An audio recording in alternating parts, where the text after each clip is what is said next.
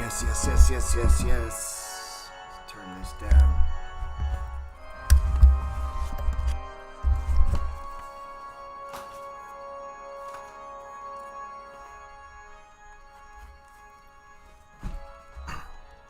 Science of Getting Rich in Chapter 2 opens with this idea that there's a science of getting rich and it's an exact science.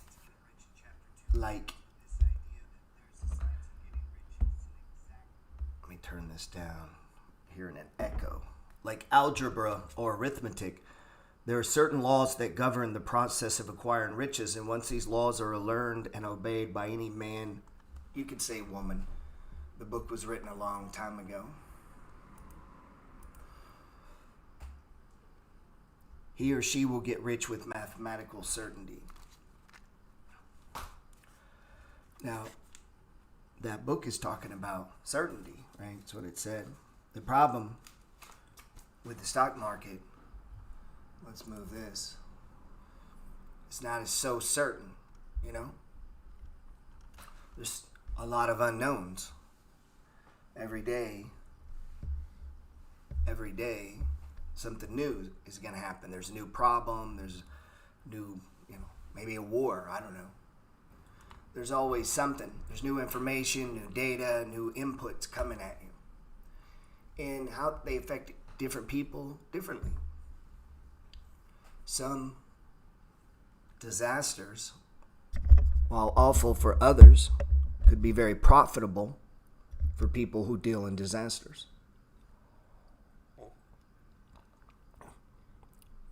So inside the stock market, there's all these other markets. We refer that as that the nature of the stock market is that it's fractal. It's fractal. It's made up of lots of parts, but it's fractal in multiple senses, and then it's also fractal financially, meaning the system itself is set up so that anybody can participate at any level. So, and the way that we access this is through charts. What you see in front of you. This is what they call a naked chart. And it's old school bars. And each one of these bars, you'll see some are red, some are black, and some are tall, and some are small. You see them? See how they're all different? You ever just sit and look at charts without all your bullshit on them? All those lines and this and that and all this stuff, you somehow think that's going to tell you what it's going to do. But it doesn't. Position this. It doesn't tell you anything, man.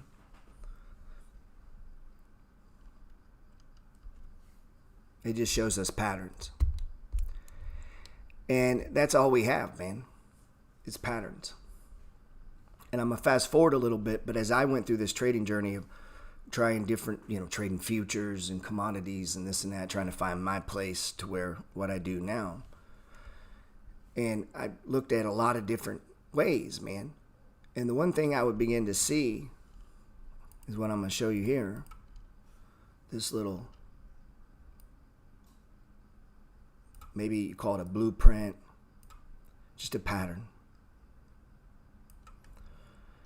And almost like a wave.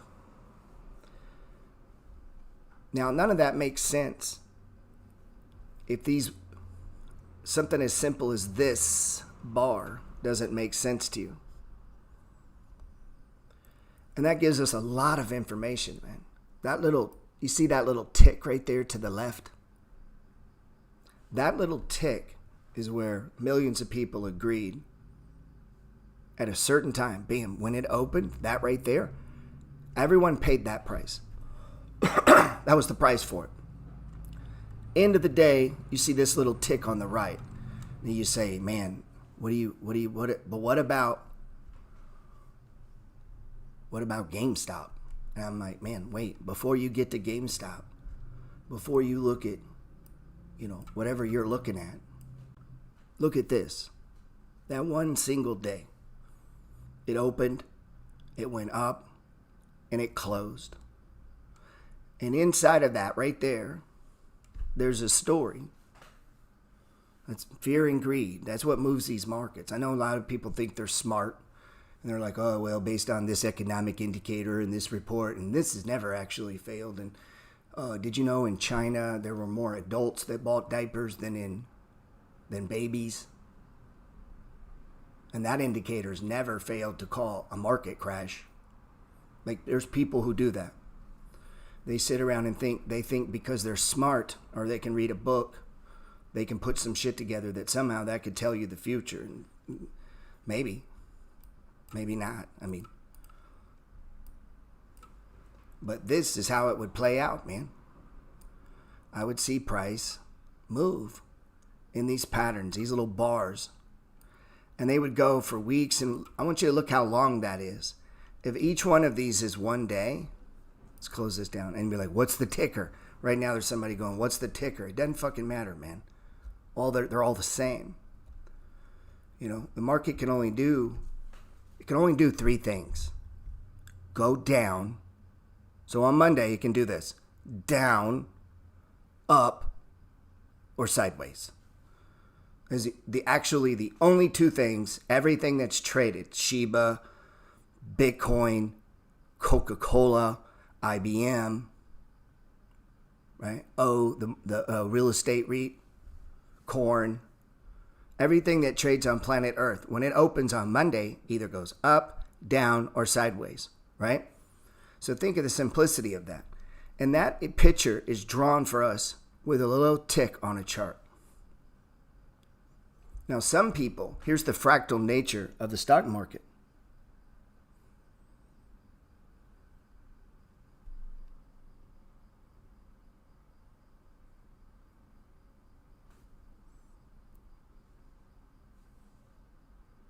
Somebody's saying they can't see me. I hope you can see me. Can you see me now? So, my point is, long before you get to moving averages and oscillators and indicators and like Elliott waves and, you know, all these different things, man. Hiroshima, what the hell they call that? Japanese shadow. I mean, go check that shit out. There's all these different ways of trying to read these charts, almost like palm reading. They're like tarot card readers, you know, on the streets in New Orleans. They got all this shit on their chart, as if all that's going to tell you something. Maybe not. But this tells you something. Like when you draw that line. This is what I began to realize, man. And I would watch, and I'm fast forwarding for a second, but as I spent time alone with these charts, like I'd pull up, you know, in the day we would print them off, or I would download the data at the end of every day. So at the end of every day, if you're looking at this chart, like on Instagram right now, right, we'd be like, okay, that's like support. There was one here. It got broken. Price went up. So what are we assuming? Well, I'm assuming it's just going to keep going and going and going and going and going until it doesn't, man. And you see, it just keeps going and going and going. But here's what you will observe. Say we, as if it's, as it moves, you're going to see it move sideways, run up, move sideways, come down, right? Now, what I figured out, you will too. You hear that car? It's never quiet here. These stages, we don't know how long they run. So when you're sitting here right now, this was oil. Now I want you to see something. Back up. What do you see? This is oil recently. And we'll draw this in. You just got to take my word for it. It moves, right? Comes down, goes over, what? Starts going up, right? Has it ever been here before? And so what we figured out, or what I figured out, other people figured out, is that price would move each day. We don't know. It's uncertain. We don't know what's going to happen Monday. And we get a bar. And it opens, and it either goes up, goes down, goes sideways, and then it closes. And as you begin to look at these, some people think from one of those they can tell something. There's people that think that. Remember I said the nature of the market's fractal. So what if, let's save this. And now we go from a daily chart to a 5-minute chart.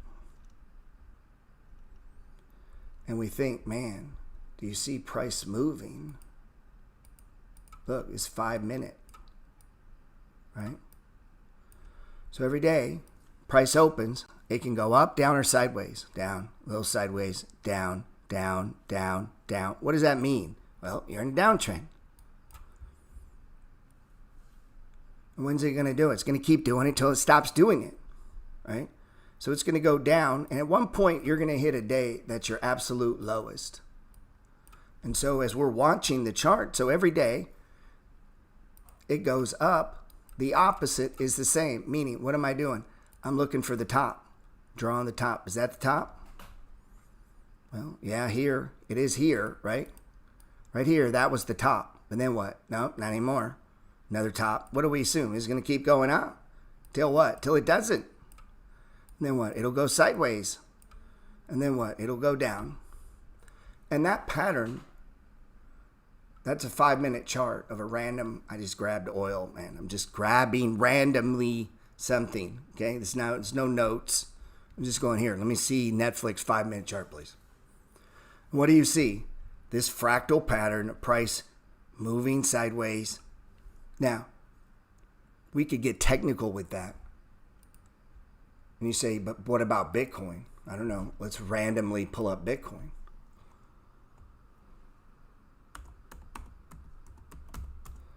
And we're not going to do a 5-minute. Let's go to a daily. There's no indicators on here. It's just price.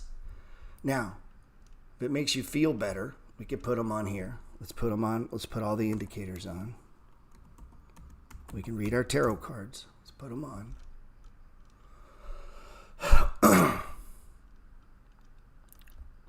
And what does it do? It does help us interpret price. But it's telling you what you already see.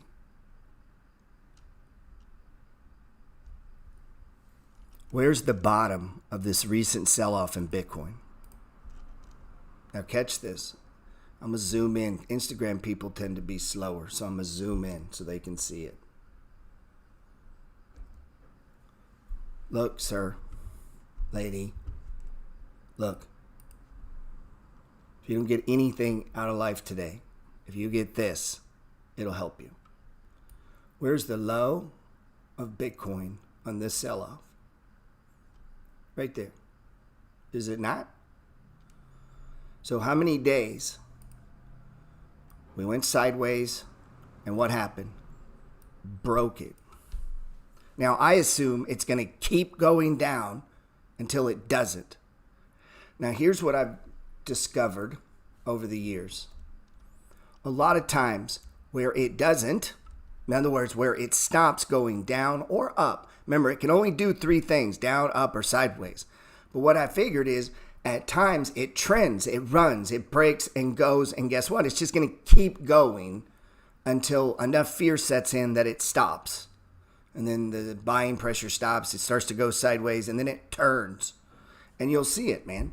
And it'll move through. It'll go sideways. And they call that technical chart reading, technical analysis, nerds. Like if you want to be real nerdy, technical analysis, this would be a zone of accumulation. Be a zone of accumulation. And that means people are accumulating at a rate that at or better than those who are selling. And price stops dropping.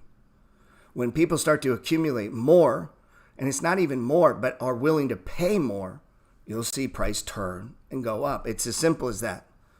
So sometimes people ask me, Gerald, what happened to whatever? And I'm like, what do you mean? Oh, it went down. They sold it. I don't know. Why? I don't know. I don't know the people that sold it. Millions of people wake up every day to look at the stock market. If you think for a second that the people on CNBC or Fox know exactly why. Dude, they wouldn't have those jobs. They'd be all fucking billionaires. They wouldn't be sitting there working. They would know. They don't know. They just go, why do you think? I don't know. And they make up a story. And they go, well, right? And sometimes by just making that up, everybody goes with it. And that's the story. And then that's what we go with until all of a sudden everybody realizes, hey, that's kind of bullshit. Like, that's not actually happening. Oh, and then it stops and turns. And you can have social media. You can have stories be pushed, things. We don't even know if it's true. We're just interpreting what someone gave us. And if everyone agrees for a minute, or everyone gets scared, or everyone gets greedy, guess what? Price can go way too high and price can go way too low. And somewhere in that up and down is the thing we call true value. And this gets lost by people because they think, well, you have to be Warren Buffett to understand what something's worth. How could you possibly know what AT&T's worth? I didn't go to finance school. I didn't go to Harvard. How could I know what it's worth? And it's funny. You can just go over here. Here you go. This is just one example of about 100 places you go. And you go, IBM. You hit the button. And then look.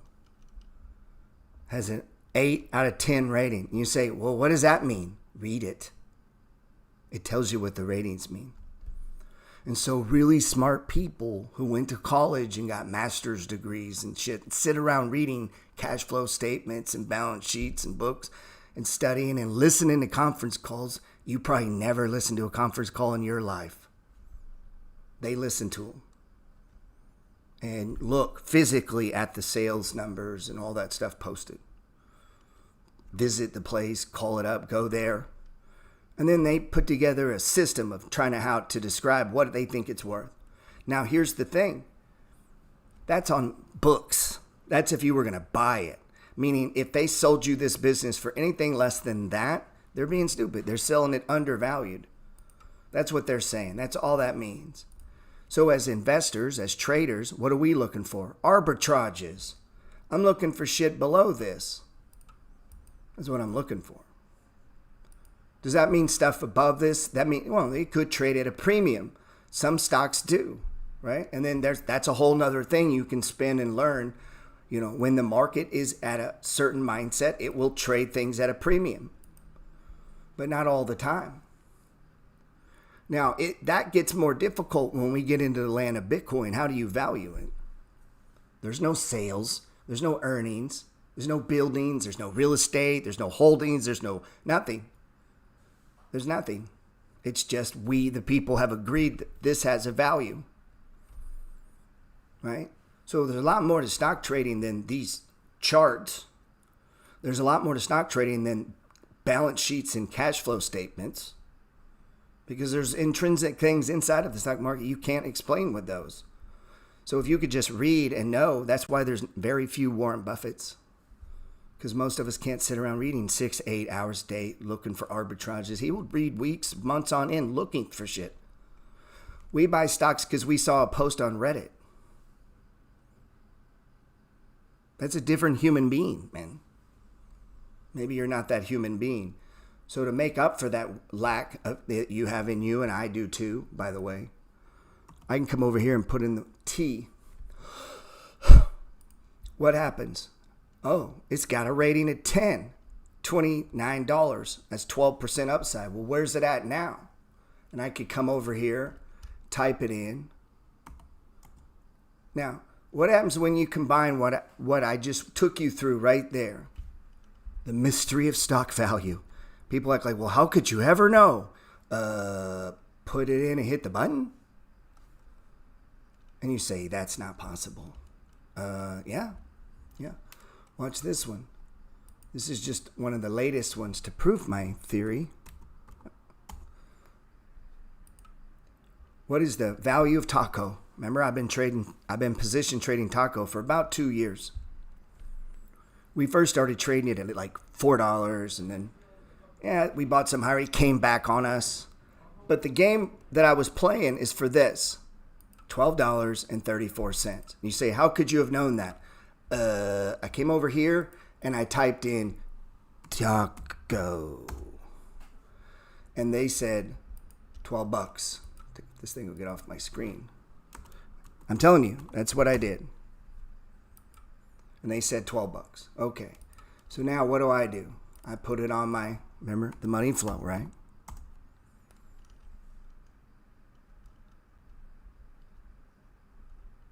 What the hell?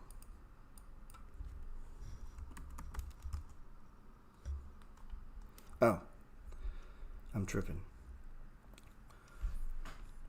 Look where's it at today? $12.47. Why? Now, when we last owned it, it was at $7.50. And guess what? People like fuck this guy. He said buy it at $8.25. Now it's $7.50. Fuck this guy.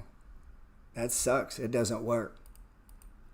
Except where's it open? When someone had to buy the company. In other words, Jack in the Box said, we want the whole company.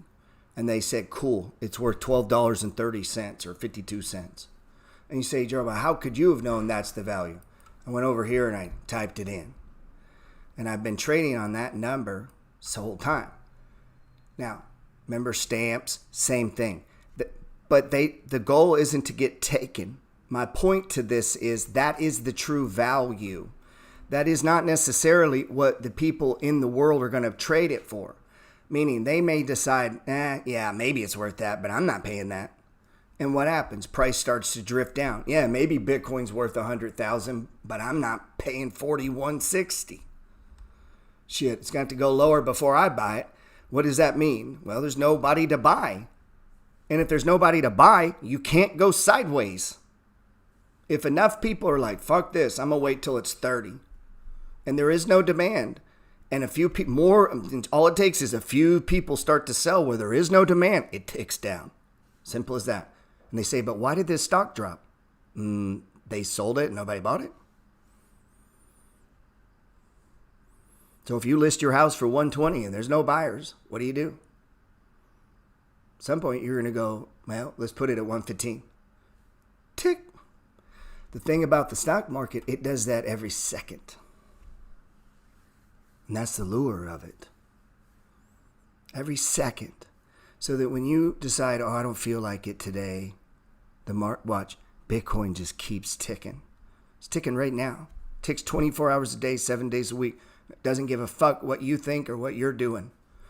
You say, well, I don't feel like it. It doesn't care. It's going to keep doing it. And look, you don't think. So I wrote this book, 6 years ago? And I said, look, sometimes prices go sideways. They break out. When they do, they just run. And then what? Well, they start to go sideways. And then what? They break down and they run until what? They stop. And they start to go sideways and they break. That pattern of movement, of price going sideways, then running up, going sideways and running down and going sideways. But here's the thing. I don't know how long this is, and I don't know how long this one is. I don't know how long any of them are. I can't read the future. But here's what I decided, and here's what I figured out, that every bottom looks the same. Every bottom starts with one day, one candle that was the bottom. And you say, but you can't know the bottom. Bullshit. I mean, it may not be the bottom. Maybe it breaks that and goes lower, but I'll know that one. And so, yeah, I can know the bottom, but I'm going to know a lot of bottoms. You remember back in, I don't know what year, when we were getting smashed in oil. Smashed. People were like, fuck you, dude. I am not buying that stock. Remember, people were posting on my Instagram about how stupid that oil, they were losing money, blah, blah, blah. Now what? What's the highest stocks in the... Right. Well, they get going down. And guess what? Let me show you something. That right there was the lowest low of this down move. That right there is the lowest low of this down move. If I bought that one and I bought that one, did I buy the bottom? Yeah. Well, then don't tell me I can't buy the bottom. I buy it all the time, man. What you mean to say is you didn't know that would be the bottom. Now that I'll agree with you. No, I did not know. But I know what they look like. They all look like that. So I know we want to jump in and look at all these indicators and know all this fancy shit, but what you have to know is right there, that is the bottom on Bitcoin right now. At this very moment, it has put in another bar that moved above it. Okay? Now, is that the low? Right now, it is the low. Right now. If you come up, and I'm fast forwarding a bit, so some of it, if you've never heard it, you just got to go with it for a second. Sometimes when you're learning something, you just got to go, okay. They say, well, before you drill in a screw, you should, just go with it. Like, don't try to question it. It makes it easier to learn something. And then once you've learned it, go back and say, yeah, but why, we don't need this. And then you start to change it. You'll learn faster than if you try to change it as you're learning. I hope that made sense to you.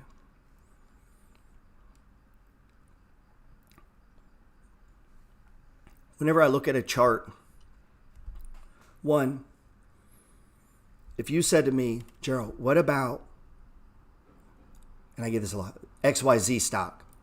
First thing I do is I type it in. And let's say I go IBM.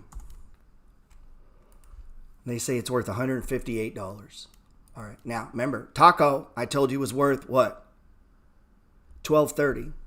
But it kept going down. I know. People were selling it. And so price will move, right? Sideways, up, sideways, down. And then what? It could go sideways, and then what? Down. And then what? Could go sideways, and then what? Down. Now, if you bought a little, right? Bought a little. Did you buy the bottom? Yeah. But you got to have some faith the thing you're buying is going to turn and do what? Go to true value. So true value on Taco was $12.30 according to most analysts. That was the composite average of the 12 or 13 analysts that followed it. They said it was worth about $12.30. Well, if you're trading at $7.50 and you put in what I believe to be a bottom, a stage one, and this is a position I own, I want to accumulate shares. So what I'm watching is this pattern here. It's not so much to get out up here. It could be. And you say, when could it? Well, if the stock hits true value and instead of being worth 17% upside, what if it's worth 0% upside? I might not want that much money in it. Why would I commit money to something that's fair value? The only argument you would make for that is it's going to trade at a premium. Okay. Is this a seasonal premium? Meaning like right now, steel, you understand if steel stocks get hot, they don't stay hot. They run and then they stop because why? Prices get to a certain point or oil gets to a certain point where people cut back or something hits the economy. Like any number of things could slow down the cost. Remember lumber flew and then it stopped and then it went sideways and then it went down, right? And it's just balancing back and forth trying to find this number right here. So if IBM is worth $158 and we go look, where's it at right now? We don't even need indicators on here, man. At this point, you really don't deserve them. Most people shouldn't even have them on their chart because they skipped this right here. They didn't spend any time with these daily bars. So if this was to be going down, where would be the lowest low right now of IBM? Right here, right? If this is the top. Now, has it ever been here before? And we look left, right? Look at that. Basically 3 times, twice. I mean, this one didn't get above it, right? So what do we know when we're looking at this? Well, I know inside of the money flow that shit doesn't go up forever and it doesn't go down forever. It moves in a pattern. Now, it can be what's called a runaway. If you have my Getting Started with Stock Charts course, I say, listen, you can get caught in a runaway to the downside and the upside. Now, you say, well, I don't want to get in one to the downside. Okay. What if it was Ford? A lot of people didn't make money in Ford. Why? Well, they got out, man. Why? It went down so far. So they got out. It don't matter that when you came over here and clicked and then you asked, well, how much is the stock worth? What do they got? It's trading at a premium right now. Why? So in order to keep a lot of money, in my opinion, in this stock, if I was trading, I need to have a justification why it's trading at a 13% premium. Not only, if you wrote a check for it, it's trading at a higher price than that right now. But if you come down, as we dig a little deeper into this, watch, use some common sense here. 4 days ago, analyst upgrade. 4 days ago, analyst upgrade. 4 days ago, analyst upgrade. There's a shit ton of analysts that follow it. This, we can now logically probably dictate this is going to be increased. And so a new multiple expansion from 4, they're going to give it a $30 target, 32. And maybe, well, guess what? It's not going to run straight to that. What's going to happen? This is where the money flow comes in. It's going to run up, and guess what? It's going to go too far, and then what? Stop. Go sideways, pull back, right? And then what? Stop. And eventually, it's going to go, or the goal, what we hope, it's going to go to that multiple. Look where it's like. This is interesting. This is AT&T, right? Look where it's stopping. So where's the highest high on this move on AT&T? Friday. Right? So if you're looking at this, on Friday is the highest high. There's our breakout.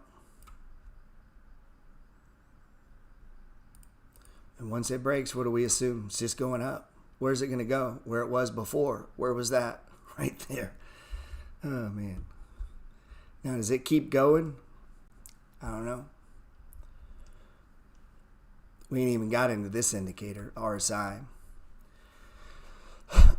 All of these things you see on this chart and that walkthrough or that explanation. When I first started trading, nobody explained that shit to me. I ordered in the back of a magazine a thing about commodities, and there was this dude with a cowboy hat, and he said that he had this price pattern. I forget what it was called, and he could trade, commodities. And he had this little thing he would do, kind of similar to a box. He was looking for a box, and that's a box. And what a box is when price stops dropping and kind of does this up, down. It doesn't have to be up, down, up, down. Doesn't matter the pattern, but it begins to bounce off inside of this tight little daily consolidation, and you get this pattern of a box. Well, what I noticed, and I'm getting all these bits and pieces from different people losing money, or what I like to call falling forward fast. People like, oh, I lost some money trading. Yeah, well, welcome to the fucking adult world, like most people do, man. Most people that start a business go out of business. You get a choice. You can fucking boo-hoo and go get a job or start another business. Like, that's up to you, man. Most people lose. Most people in life lose a few times. As you go about your life learning new things, you're going to lose. And you may not have the same convictions as someone who's maybe been doing it for a minute, You may take it to heart. It's just part of the process, man. So, the idea, any expectation that, I'm going to start trading, I'm going to read the money flow, I'm going to be profitable, highly doubt it, dude. Highly doubt it. Most people, they're not going to have the conviction. They're the biggest part for people, and the reason when it comes to trading is their personal life gets so fucked up they can't keep their attention on trading. That's usually what it is. You say, well, what do you mean? Well, you got to put money in, man. And you're like, well, I don't have any. Well, then you've structured a life that doesn't allow this fucking dream to work for you. And so you let your outside life fucking dictate that, man. This stuff, you got to be obsessed with this, man. If you're not obsessed with it, you have zero fuck chance of ever being successful. Zero. Fucking zero. You know why? Because the smartest people on planet Earth wake up every day looking at this. This is the chess game they're playing every day, not fucking Monopoly at the house. They're not doing that. They're doing this, man. They're doing this. And they're watching dozens, if not hundreds of assets every day, right? So somebody makes their entire fucking living watching IBM. Like, this is what they do at the mutual fund. They watch 5 or 6 stocks intimately, looking at the books, looking at the ratings, what other analysts are saying. Most people I talk to are buying stocks off Twitter and Reddit. Like, they're not a user of the product. They're not researching it. They're not going and reading it. Like, they're not like, so if you don't do that, how do you, like, there's like, you think I should hold Roku? And I'm like, do you own a Roku stick? No. Probably not, bro. Probably let it go. You don't even use the product. So probably don't know the books or the growth or how many subscribers they have. Is it increasing? You're just looking at a chart. Right? What is that? That's a little part of the money flow. This is super important. Don't misunderstand what I just said. This is super important, these charts. But you're not going to get what happened in Taco happen to you in Roku. You don't even use the damn product. Never looked at the earnings. Don't understand how they're growing. Like, come on, man. How's that going to happen? Can't own it because I do. That's a dumb reason. It'd be, you saw that I had it. You then looked into it, looked at the charts, confirmed it, went and read, put it in, come over here, put it in, right?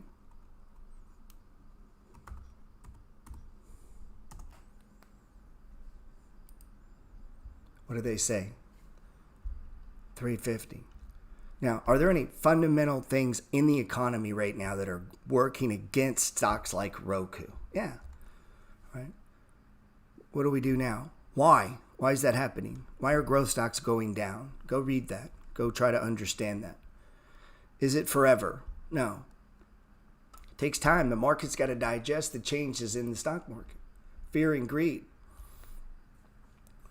So you got a stock like Roku that's actually growing and expanding and going down, and you have an old school tech company like IBM that's flying. Why is that happening? Do you see that? Do you understand why that's happening? Why is that happening? You need to know that right now. If you don't know that and you trade stocks, you're not trading at the right. You're fucking up, man.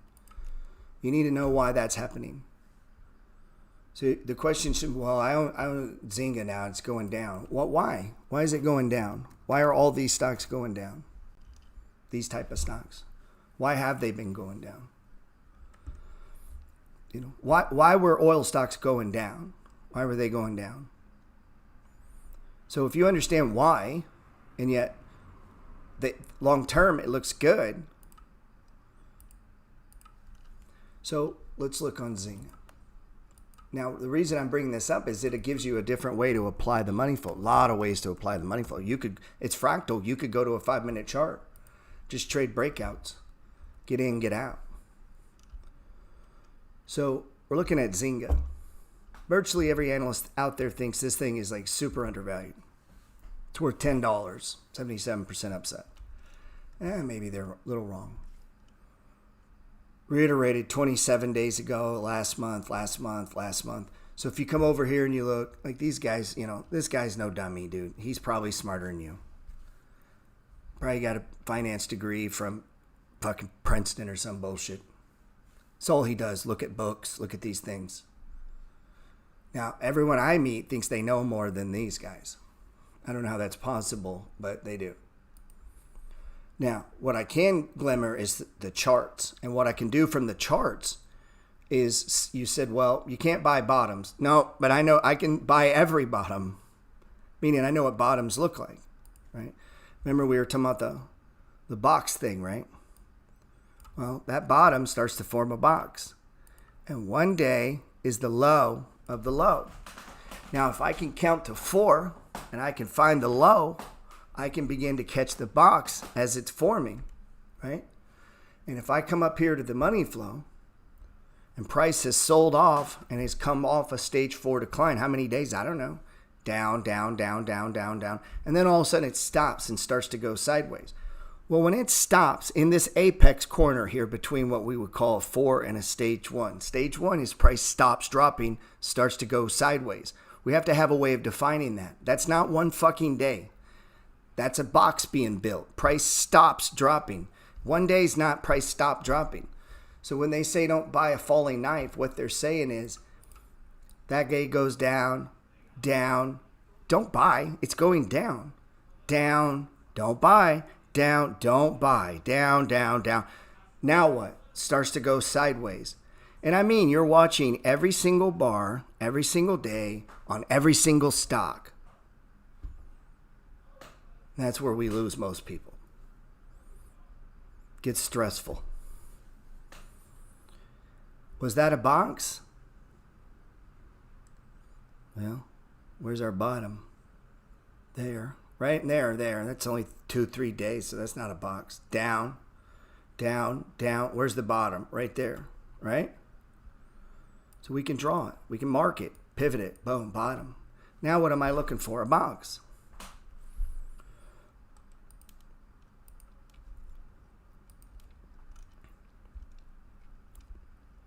So we talked about it being fractal in nature.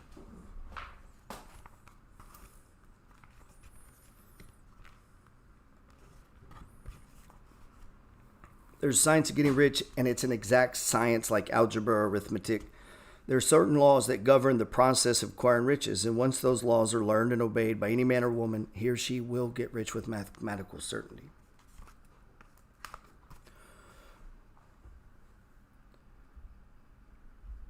Now, what he's talking about with certainty there is he's talking about time times amount times yield equals. In the stock market, the only certainty we have is that over time, the stock market goes up as much as 71% of the prime. The problem is it's not a straight line. Prices can only do one of 3 things: move up, move down, move sideways. I believe price does this in 4 stages. By identifying the stage, we can better allocate our buys to take advantage of sell-off, stage 4 declines, right here, and maximize price increases to take profits in stage 3s.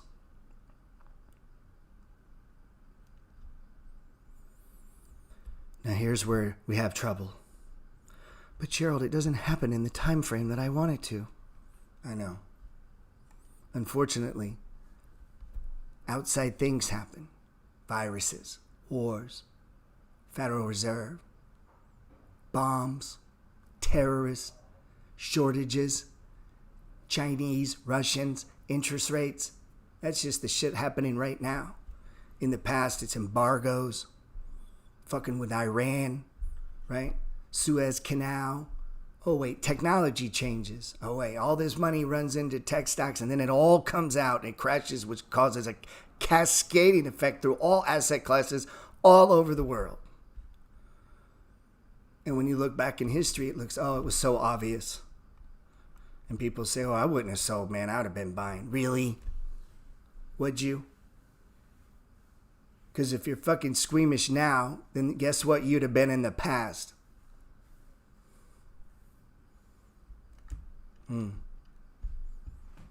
So some people, even with reverse knowledge, wouldn't build it off, man. I had a lady say, what do you mean? She's like, well, and I'm looking at these stocks. They're good companies too. Teladoc, Path, Uber. These are good companies. I'm like, well, they're going to come back. They're going to go up. And then you're going to be like, damn, what? They're out of favor right now.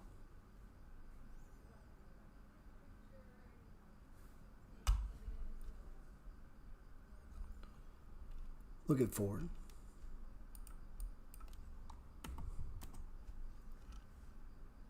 Let's take this to a monthly.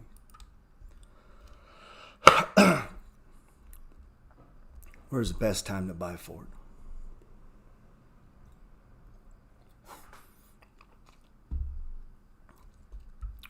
Problem is that's looking with hindsight, right?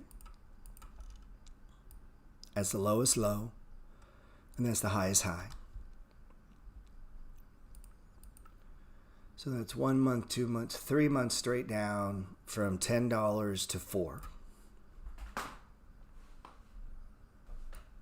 Now, everybody's tough today. Oh, yeah, I'd have been all over that. Bullshit. And you say, how do you know? I can show you shit ton of Fords right now. Are you all over those? I hope so.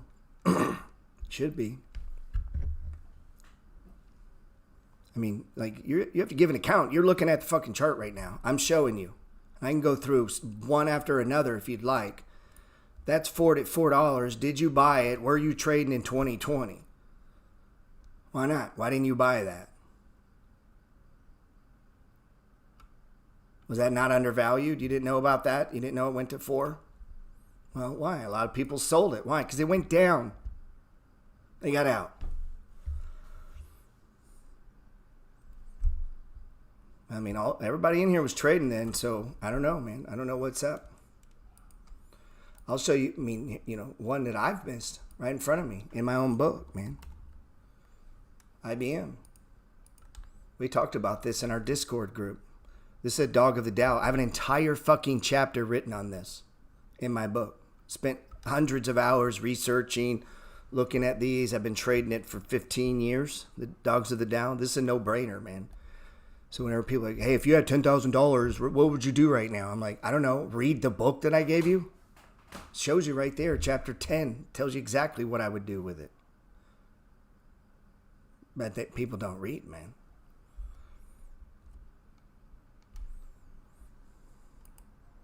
Let's see. IBM's been here before, right? So we can't be like that. So I missed this one. Just didn't buy it. Didn't have the conviction in it. Didn't see it. Should have, right? All the signals are there. It's in a book I wrote. It's the strategy. It's the end of the year. It's a stage 1. It's also highly undervalued. If you came up here and put it in, they say 158. IBM fell to 116. Well, what if a guy bought it over here at 134? Was this killing him? Was this catastrophic? Where it went from there to there? Was that terrible? It's not so terrible today, right? Today he's like, damn, I should have bought some more. You mean do stocks go up, down, and then sideways, and then down? Yeah. And then they go up. Like this price movement, man. If you're under the delusion that you're always going to be on this side and then roll out and be on this side and roll out and be on this side and roll out and you're just going to stack fucking cash. And it's just, that's how it's going to play out for the next 20 years. You are ridiculously mistaken. Fucking delusional is what you are. Delusional. I've never seen, I know almost no one, no human being, very few. So, if you're one, you want to open your books, I'd love to see them. And you would be the first one to say, yeah, not many people can do this. But, there's some that can. But this game that I'm talking about, a 4-year-old could do. You're like, what do you mean? Position trade around undervalued stocks, man. So what you're looking for is stocks that are fucking cheap, that start to go way below. And what ultimately is your payday is the fact that it's an undervalued asset, man. So if I come over and I look at, say, Activision, this one's happened in front of everyone, right? ATVI. Look, where are we at now? What is this stock worth? This is one that's playing out right under our noses. I'm not in it. Let's see. I should be.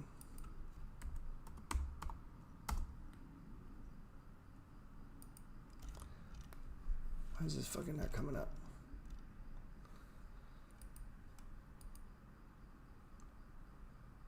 Hold on just a second. Oh, shit. It'd help if I typed correctly.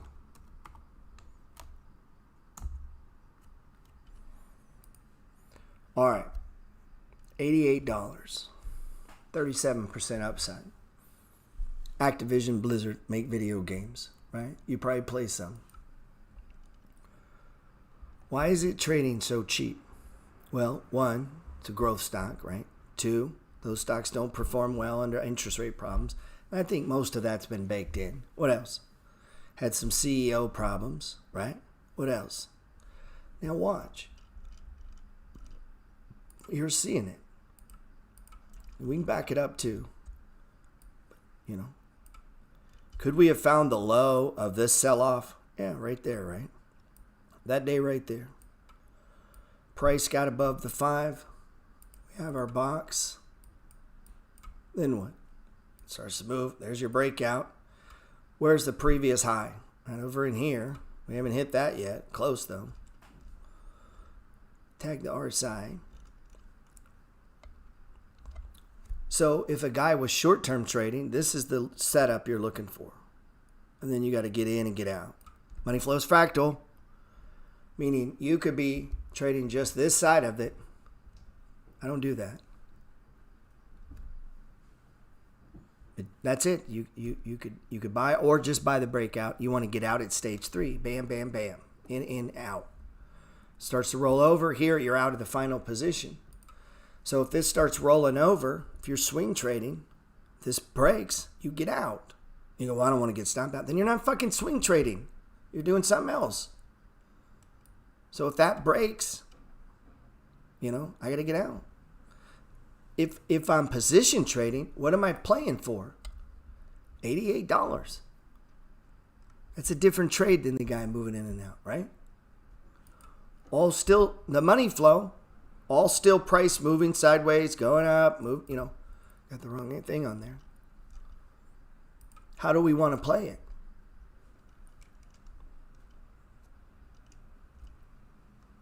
Where do your skills lie?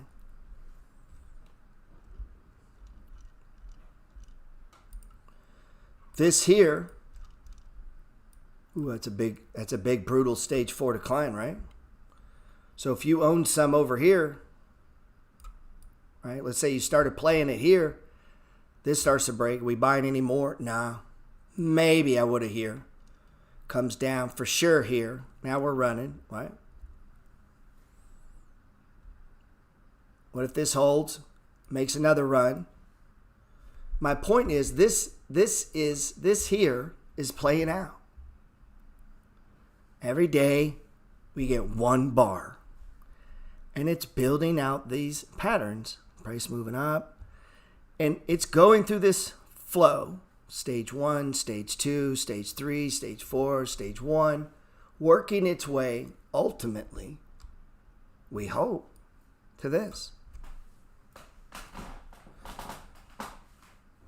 And the ones that are lower, if you believe this, if this is your target, are only going to work to help you out later. But your time frame, is your expectation reasonable? Right?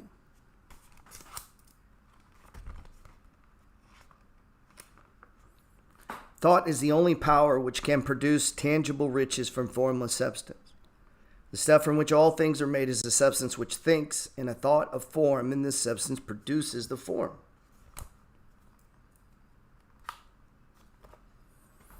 So we have to make sure our thinking, our clarity about the game we're playing, the definition of the game we're playing, has to be clear.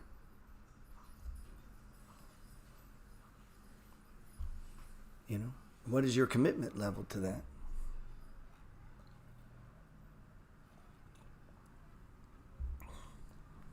You got to have more than 90 days in you, right? That...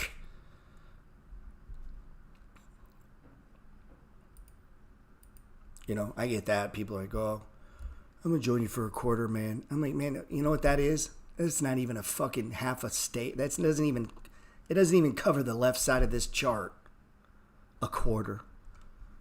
Or I'm going to try the money flow for a quarter. Like, you're not even going to... You could be in a fucking stage 2 the whole quarter. Or a stage 4 decline, man. You don't think? Look, these are one-day things, man. The top was in October. It doesn't bottom to December. Starts to go sideways. That's a quarter right there. Now, watch this. That is basically a quarter. right? I'm going to show you something, man. So for these 2-3 months, this stock sucks. Right? Now, what if you're like, oh, I'm not doing that. I'm going to sell this. And this guy over here goes, fuck, dude, I'm going to buy some of this. This Gerald guy is saying buy this. Says it's undervalued. And then it runs to here. He's like, man, I like this money flow stuff. Oh, I don't like this money flow stuff. This is bullshit. I like this money flow. Don't like it. I don't like it. Like it. Don't like it. Like it. But in order to like it, you needed the don't like it. The only way for this guy to get it here was for it to come down. Oh, man. This is such a basic, stupid lesson that you have to explain to people over and over and over and over. And you say, man, if I could show you Ford right now, do you want to pay $24 or $4? Everybody goes, oh, I would have bought a lot at $4. But you didn't. You didn't. You didn't. But you could have like Zynga, Hood, Roku, Path, Square, PayPal. All the stocks that some people don't like now. They had their day in the sun like Ford did.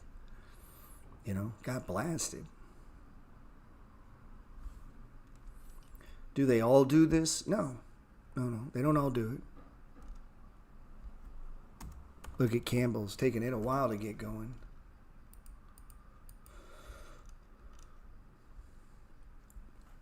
Campbell's has run from 39 to 45. Let's take this one back. What do you think's going to happen when it gets to $50? Money flow. I found a principle of wherever price has been before, price has memory. So I fully anticipate price goes back to 50 and then what? Stops. Just like it did every other fucking time for the last 3 years. This goes back to 2000. That's the year 2000. So these are weeks.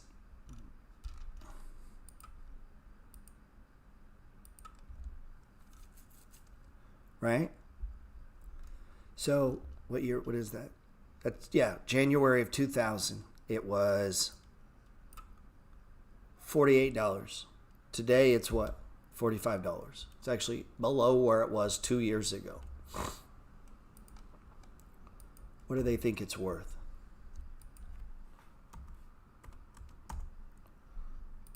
Hold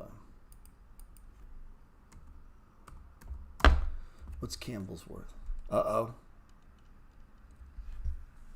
What does that say?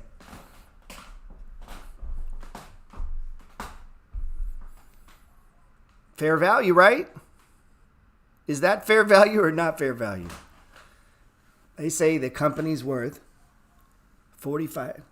Are you still holding? Yeah, Angelo. I'll just stop my fucking class to talk to you, sir. So, $45. Where's it at today? $45.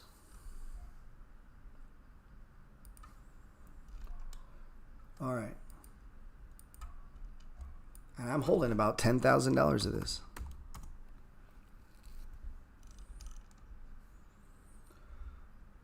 Where's the RSI? 74. What does that tell us? Price has gone too high, too fast. That's all it means. It's the velocity of price.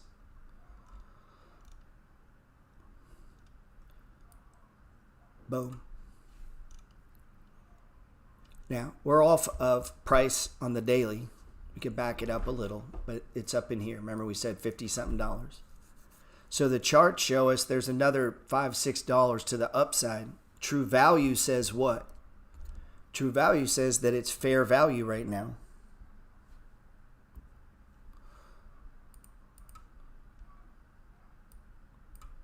So what do we want to do? We want to start downsizing this stock, right? Let's see. think I posted that.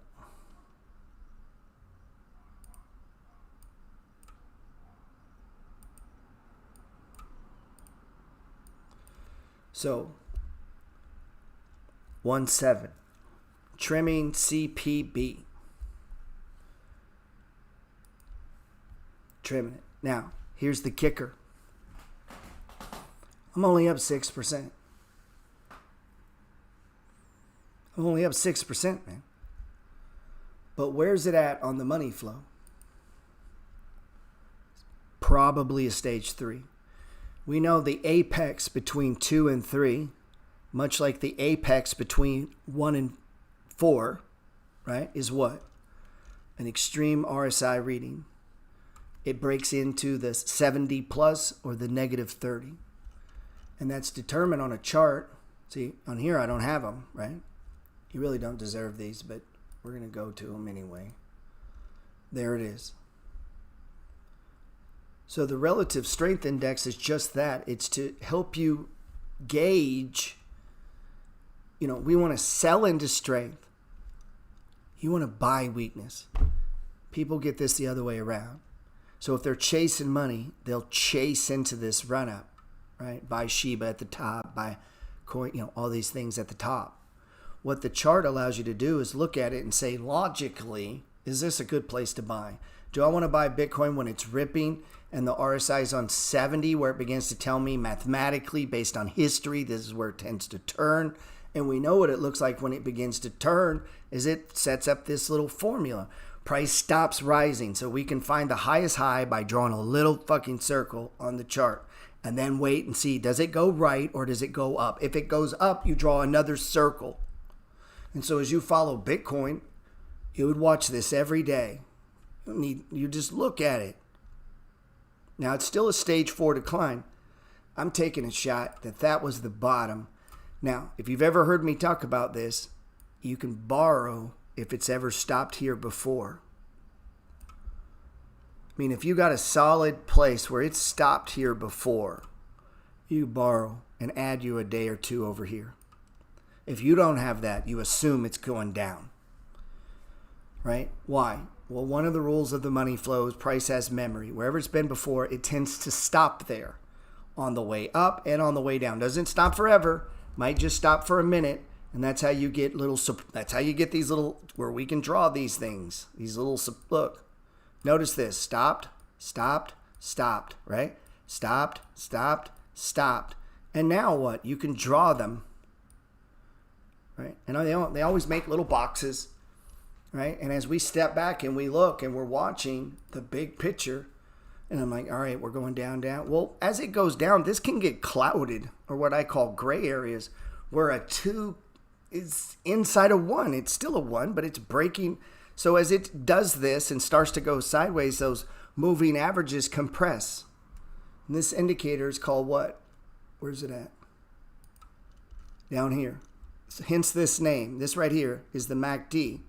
What does MACD stand for? Moving average convergence divergence. They converge and diverge, man. They push in that pressure. And you'll see the moving averages come together. And so, yeah, all those big things are important. But you know what's really important to me? I look at this bar right here. I see the open.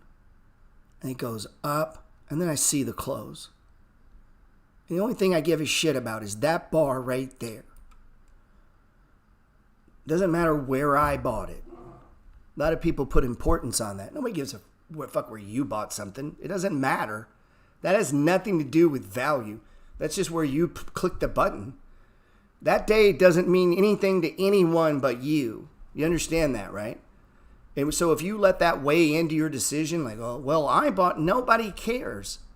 Where you bought it has nothing to do with price now or in the future or how you should handle it. Just because you bought it in the past doesn't even mean it's a good thing to own now, right? You ever bought something stupid?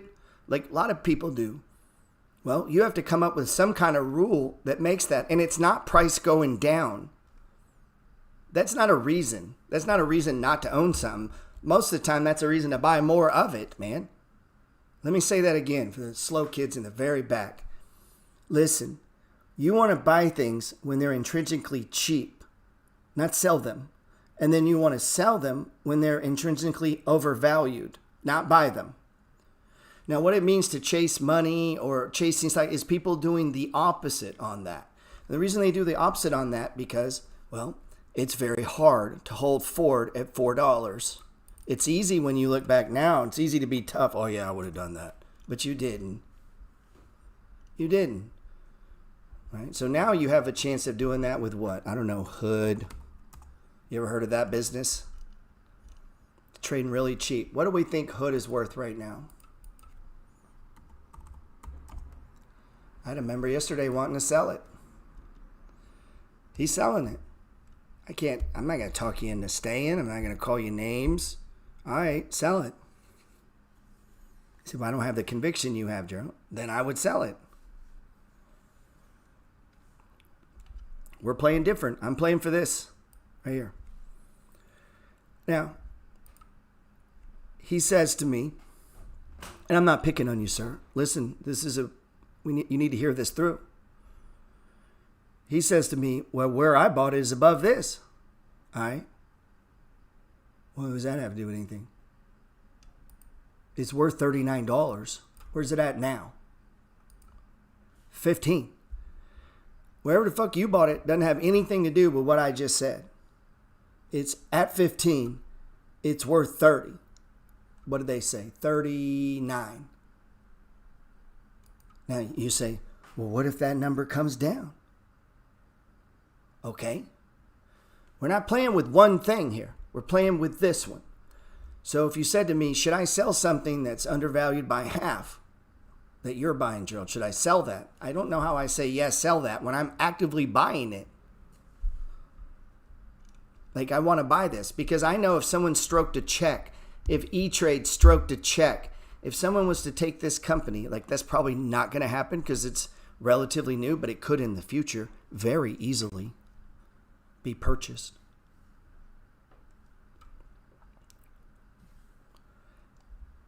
Have E-Trade and them ever gone up and down?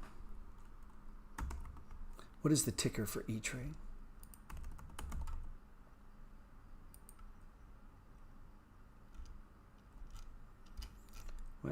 What's the ticker? Oh, fuck.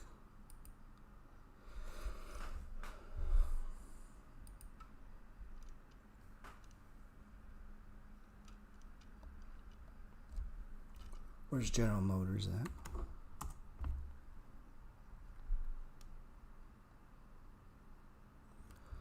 All right, Div wants me to stop the class to look at Matic for him. Look at General Motors. This chart doesn't look as nice as...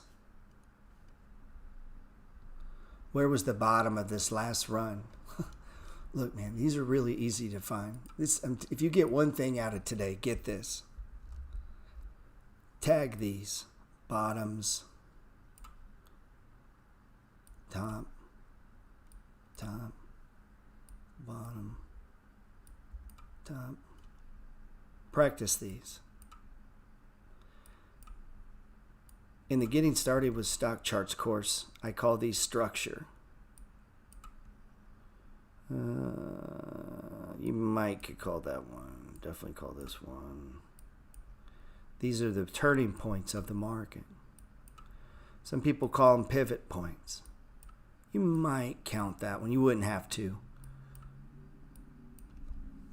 Right?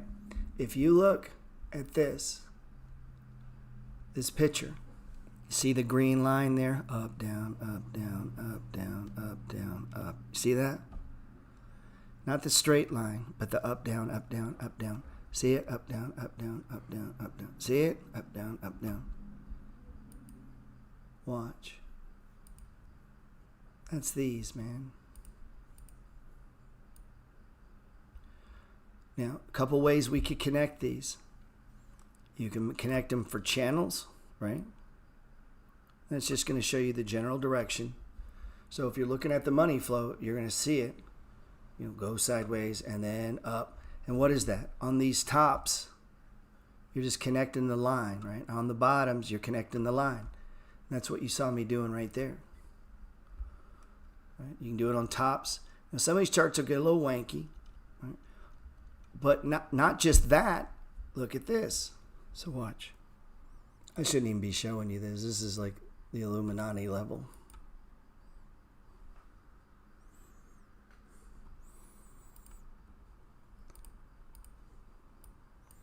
And we're doing some like 33rd level stuff here.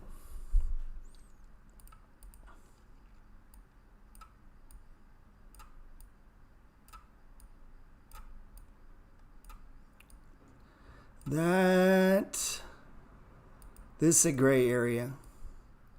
I'm not going to count that. You could. In that case, you would.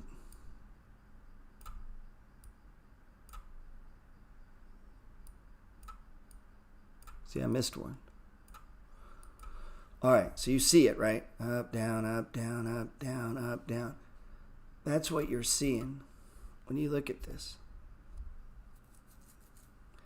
And even on this example, you'll see where it kind of pulls back below that arrow. That's kind of price fucking with that 20. But it has not put in a clear stage yet. How do we know when this starts to happen? Well, one is you can visually step back and see the nature of the rollover happening. Two, as you begin to connect these dots, they start to go sideways. And ideally, it would be nice and pretty above the 20, but it tends to go below, above, below, above. It gets a little ugly. Then it starts to roll. Look at the QQQ. You're seeing that here. Ran up. And now the problem with these is this one's gotten really wide, man.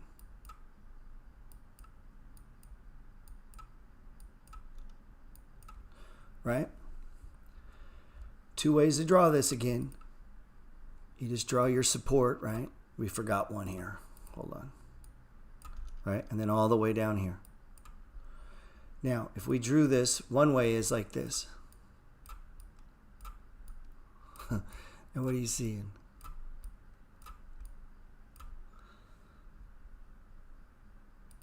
Doesn't that look a lot like that? It's just a big ass stage 3, man. Draw a point, a point, a point, a point, a point, a point, a point. What are you seeing? Distribution. For you technical nerds. Distribution. If you're a simple guy like myself, it's kind of going sideways. It's going sideways. The problem is it's really wide. These are the hardest. It's really wide. And in our Discord group, I said on Friday, feels like it's breaking down to me.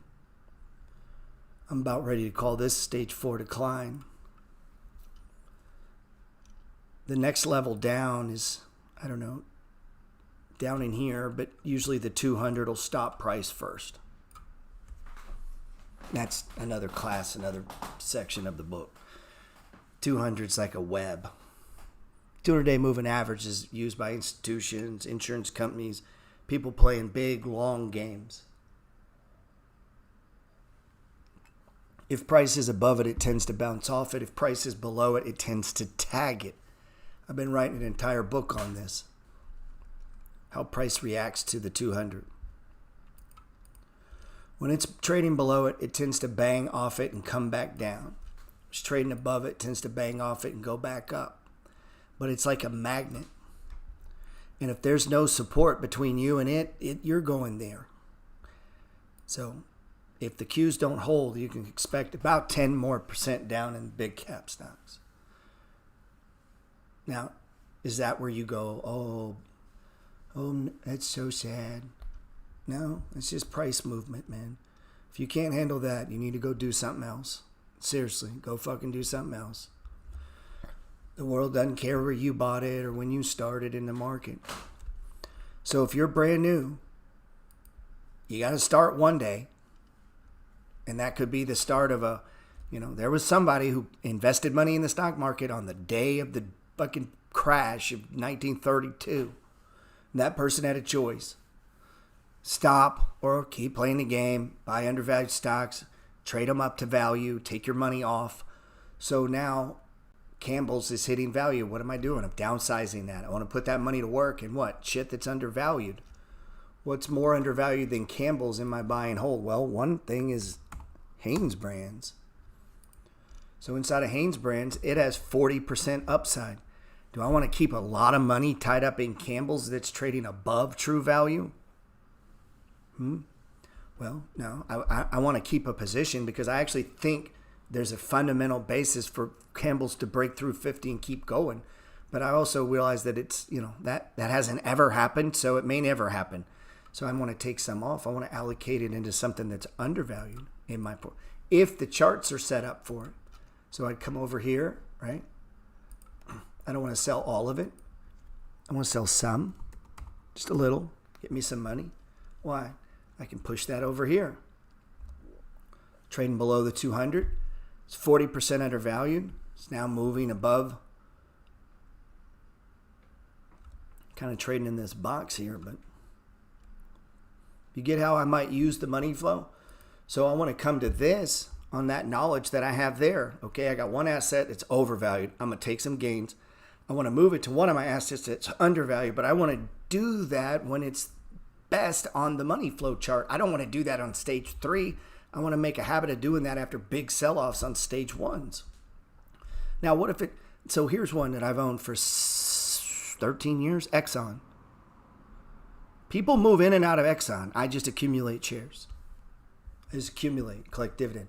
Guess what? Dividend keeps growing bigger. It's hundreds of dollars now. Every time buys me more shares. What? I want to get it to 1,000, dude. I want them to pay me $1,000 just to be holding this. So other people can move in and out of this. I have no interest. I just want to buy the bottoms. Right? I have no interest. What is this worth? Why? Because I want them to pay me. But inside of that idea of them paying me and the fundamentals of the stock, I don't want to put money to work in Exxon if it's like, okay, I get 6%. Well, I can get the same dividend in Hanes Brands with 40% upside.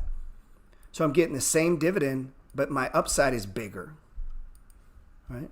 So if I had went heavy when this was 40%, get what I'm saying? Don't miss this. So when was the best time to have bought Exxon? I don't know. Let's back it up, man. When were the best times? Just with hindsight information. The times that you don't want to own it. Right? That day there, that week there. I mean, if you do what I'm saying where you're drawing these every day, you know where the high is. You drew a circle on it. You know where the low is, right? So, what just perfect knowledge looking back. The best days to have bought were here, right? Now, what if you owned it up here? Well, look where we're back to. We're all the way back to where we were, right? We're all the way back. We're actually above it now. So if you just were in a coma and woke up, all this happened, you didn't even know it. The only reason you knew is you looked at your account. Then if you woke up from your coma over here, you'd be like, damn, Exxon's only gone up $2. Damn, when I went in a coma, it was 64. And now it's only 68. I'm up $8. I've been asleep for 2 years. Or is it up? Because I tell you what, I'd be up a hell of a lot more than that. You say, what do you mean? Well, goddamn, look. I mean, look at all these boxes. This is on a weekly chart. Remember, it's Fractal, 5-minute chart, weekly chart, whatever. Look at these boxes, man. Look at all these chances to buy.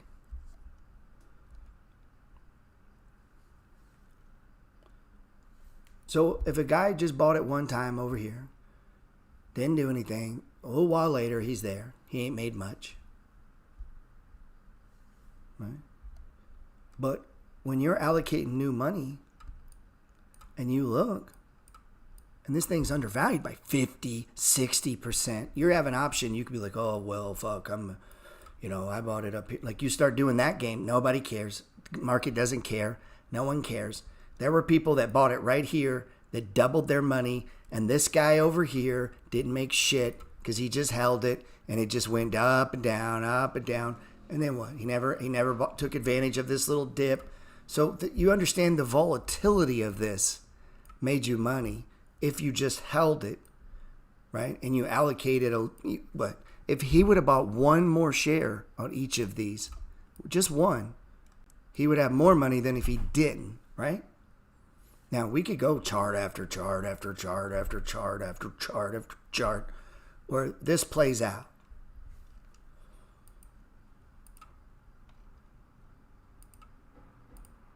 Especially in dividend stocks.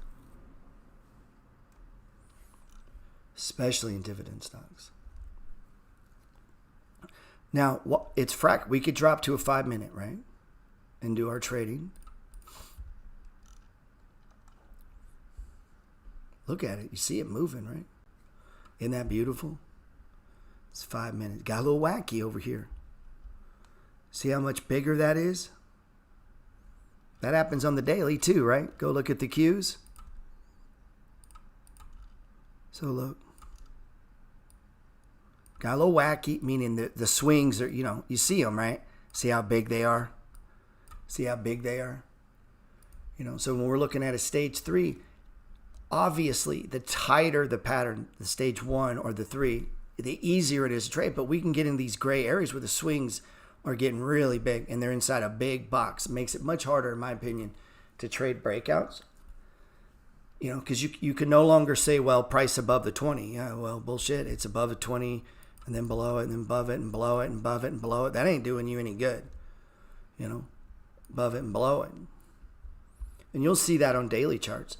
So I don't want to make it like the interpretation of this is always easy. It's not. And sometimes you're going to look at charts and you're going to look at this pattern and be like, well, I don't see any of that shit. And that, you know what that means? Pass. Meaning I'm not looking for a chart that doesn't show this. And so sometimes people ask me, what about this stock? I don't know what to say, bro. It don't do this. I ain't interested. Yeah, but they're in this business and doing that. Okay, but that's not what I do. I don't know, man. They collect, all kinds of shit collects rent that I'm not involved in. Storage sheds, vending machines. I don't do any of that. So if you show me something, I don't know. I'm straight line. I'm looking for dividend stocks on stage 1s. I'm looking for breakouts in my trading, right? And if I'm trying to get super aggressive in my trading, I'm looking for some stage 1s, maybe add on the breakout, and I'm looking to get out on the stage 3s. An example of something like that is like Gush. I trade that. So I'm going to get out at times. Why? It's a triple leverage fund, man. It'll fuck you up. So as long as price is on this side of the green line, if I get in this, if I can catch these bottoms, and you say, what's a bottom? Meaning it sells off, right? And starts to go sideways. See that big drop? We did hold that one, though. I don't want to get into why we did on that. It's another back in the box, super, super aggressive pattern. Anything that breaks below and then comes right back into what was a previous box is super. Just take my word on that. So if the money flow, I know price has memory. Wherever it's been before, it's probably going to go again. So that allows me to just draw a line out, and there's my target, right, on the upside. So as it's moving higher, I'm watching two things, and you know this. The RSI, what is that? That's volatility. I know often when price hits that, it's done. But get this, there's always exceptions. And you say, what do you mean? There's shit that just defies gravity. Meaning the RSI goes high and it just keeps going. Call that a runaway. We need to trade for the possibility that if I catch a runaway, don't get mad you took profits. You're supposed to take your profits. Be happy that it kept running. As a trader, sometimes we can get mad at ourselves for doing the right thing. I knew I should have bought more shares. Shit, be happy you took the trade. Like, you got to give yourself a break sometimes. So if you got in here, like we did, added on the breakout, here's our target, and you're like, yeah, but we sold too soon. No. We took some gains. We rewarded ourselves, and we let it run. And as the RSI starts banging, shit, I'm going to peel a little more off. Why? Because I know it's not going to keep doing that. And if I'm drawing these pivot points every day, is this the high? No, I went down. Is this the high? Is this the high? I'm drawing them every day, right? As you're drawing them, the high, all of a sudden, oh, shit. you're going to get where you can connect them, right? So resistance, resistance. Well, we got support, support. And if we're looking at this and we look like, what do we see on the RSI? Extreme, right? From an extreme, stage 1, 2. We start drawing it out. What are we fully expecting? I'm probably going to get a sell-off. So if I've had big gains in this, you want to start taking them down. Like, well, what if it breaks out again? Well, we can create rules for ourselves to re-enter. A lot of things you can do right there. Again, this thing is fractal, meaning the way I'm going to play a stage 1, 2, or 3, or 4 may be a little different than you. If I'm doing it with a dividend play, I'm only looking to buy. What's the exception to that? When it starts to hit what the analysts think is value, and I can't make a reasonable case why it's more valuable. An example, we just talked about it, Campbell's. If we look at Campbell's, they're saying we're hitting true value. At the same time, the RSI is going extreme. If that is true, let's just play for a second that it's absolutely true. This is the fair value. I've then got to come up with some reason that I think Campbell's defies the RSI. It says, fuck RSI, I'm just going to keep going. It defies that it stopped here before. I mean, it just blows right through support, overhead resistance, right? All of that is coming true. It's defying the analyst. The Campbell's soup has become a growth stock. I mean, that, I guess. I don't know that I can make that case. Has it ever been higher than 45? Yeah, we backed up to the monthly. It's been to 50. What happened at 50? We talked about this. So this is just me backing up charts. So the high, it's been in this 52 range before, tried it a couple times, came down. But what do we see on this weekly chart? Looks like a breakout. Look. Remember, price is breaking above the green line. Price is breaking above the green line. Where's the RSI on a weekly? Pretty low. Technically, this thing keeps going. Now it's probably going to pause here on the daily, put in a couple bars. You know, it's going to pause up in here. The 200's there. It tends to be, remember we talked about this, tends to be like just like a spider web. Tends to look, stop price. And remember I said when you're below it, it tends to be resistance. When you're above it, it becomes what? Support. So think on this. It pulls back to 43. That would be inside the money flow, right? Price went sideways. It ran up. It tagged the RSI. Started to go sideways. Starts to pull back. Doesn't pull back that far. Maybe back in here to support. Maybe 41. And then what? This money flow game's still playing. And that's in Campbell's soup. You got the shit in your house. So when a guy says, well, what stock should I buy? They're everywhere. They're all around you. When Ford hit $4, there were Fords everywhere. You probably could have counted 100 on the way to work. Didn't buy the stock. The money flow is everywhere. You got to open your eyes. You got to look for it. You got to be sitting in the car and look up and see a sign that says H&R Block. And you're like, never traded that. Put it in your thing. I did that. Remember? We had a huge trade in that. H&R Block. What is that? I'm just watching the money flow. Right? What am I looking for? And then I came, and first thing I did is I went over here. At the time, the stock was $12. And it was this was in, I think, December or January. I mean, 4 months before tax time. I typed it in. And at the time, it came in with like a $24 target. And it's $12. They said 100% upside. Really? Huh. So then I'm looking at the charts. What do I do when I go home? What is that, man? That's the money flow. It's all around you. Right now, there are stocks all around you that are going to be up $50, $100 a share. There's coins. $50, $100 a coin. Easily. Now, Some people won't ride that because they bought it at a higher price. They think when they first bought it or got into the game makes any difference at all to the thing we're playing. Nobody cares, dude. You understand that, right? What you paid for it, it only has value in your mind. It may only affect your life. You could sell a loss, take a tax harvest. All right. Offset it against a gain. All right. You can do that. Spend it how you want to spend it. Do what you want to do. The price only affects you. So what would be a case for trimming something if I'm underwater and yet when I look at it, say Campbell's,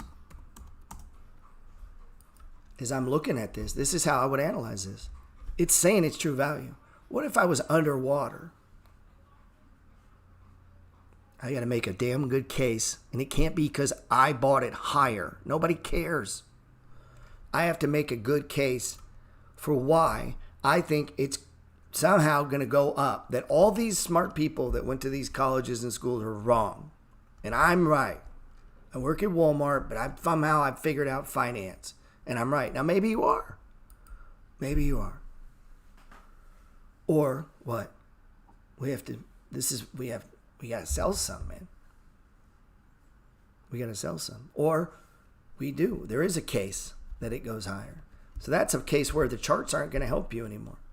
I mean, the charts could help you because we could then come to the chart and say, okay, well, I don't really know. What the fuck do I know? I don't know. I have no idea. But I do know this. Like, I buy the shit. It's in my house. I don't know. I think people in New Orleans buy a bunch of it when storms are coming. Like, I can just start thinking about it, right? I can go and see what other people are reading. Are there any activists? That's how you would take an idea and start to formulate it. But it doesn't matter. This has to help guide me. So I sold some because it's hitting an extreme RSI, probably going into a stage 3.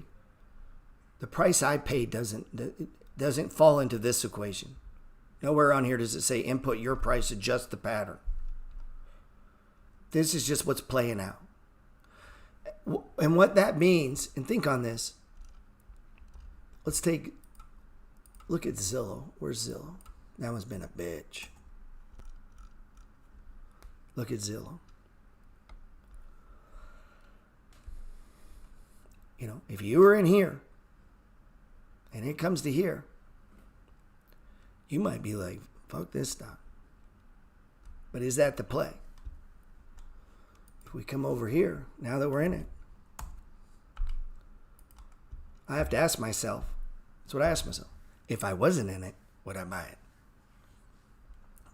And if the answer is no, because I bought it higher, that's no rational, successful people don't analyze like that. They analyze, is this a sector I want to be involved in? Do I even want to have money here? Right? Because you could have got in early and it's still a good deal. It's just going to take time. Or something happens in the world that changes up the program a little bit. It don't mean ultimately it's still not going to go to there. And you say, I guarantee you, I promise you right now, Taco at 12:30, if there's no buyout by Taco Bell by Jack in the Box, this is not $12.47 and we made a good 60%. That's not that at all. This is down. Taco would be down. I have no doubt. It would have traded down. Why? Because tech continued. Look, it's been what, a month now? It would have kept going down, guys. And it would have been at 650 and you'd been like, fuck Gerald. That guy don't know what the fuck he's talking about. The only reason it's here is because someone actually paid true value. See, the market doesn't have to. Meaning I don't own the actual stores. I don't have to get up and go in. I just own the fucking paper. I can be like, I can just sell it. And I'm basing that on where I bought it. Is that logical? Is that how smart business people look at things? Like they're going to look at it and they're going to go, well, we bought it over here. No, they're going to say, how much is this shit worth that we bought? They're constantly reassessing. What is in our portfolio? What is it worth? Is there any upside or is there not? Right? That's how they're going to make their decision. They're not making it if they bought it over here. If they liked it over here and prices come down because the whole market's come down, that doesn't change their thesis on Teladoc. They don't then abandon Teladoc if they're trading it for what they believe is true value. Which, by the way, just so you know, that's what the ARK funds do. That's what most funds do, by the way. They're trading true value.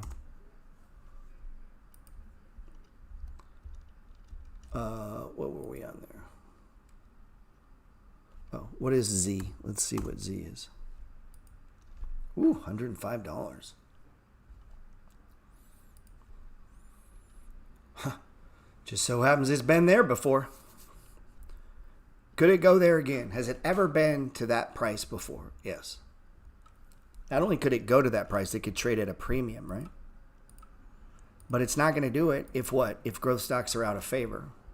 So you got to ask yourself, is this an opportunity? Or do you value all opportunity based on where you bought it? Meaning, well, I can't see opportunity because I bought it up here. So I'm fucking blinded to the possibility of opportunity right now. Thank you very much. If I'm under, I don't even want to see it. Head in the game, not looking. That's how a lot of opportunity is viewed. People through their own filters. That happens a lot, man.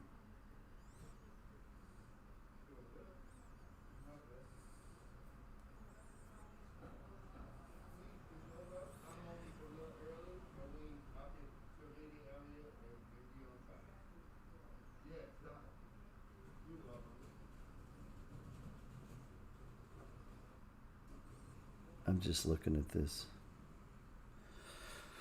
Reading these comments, man.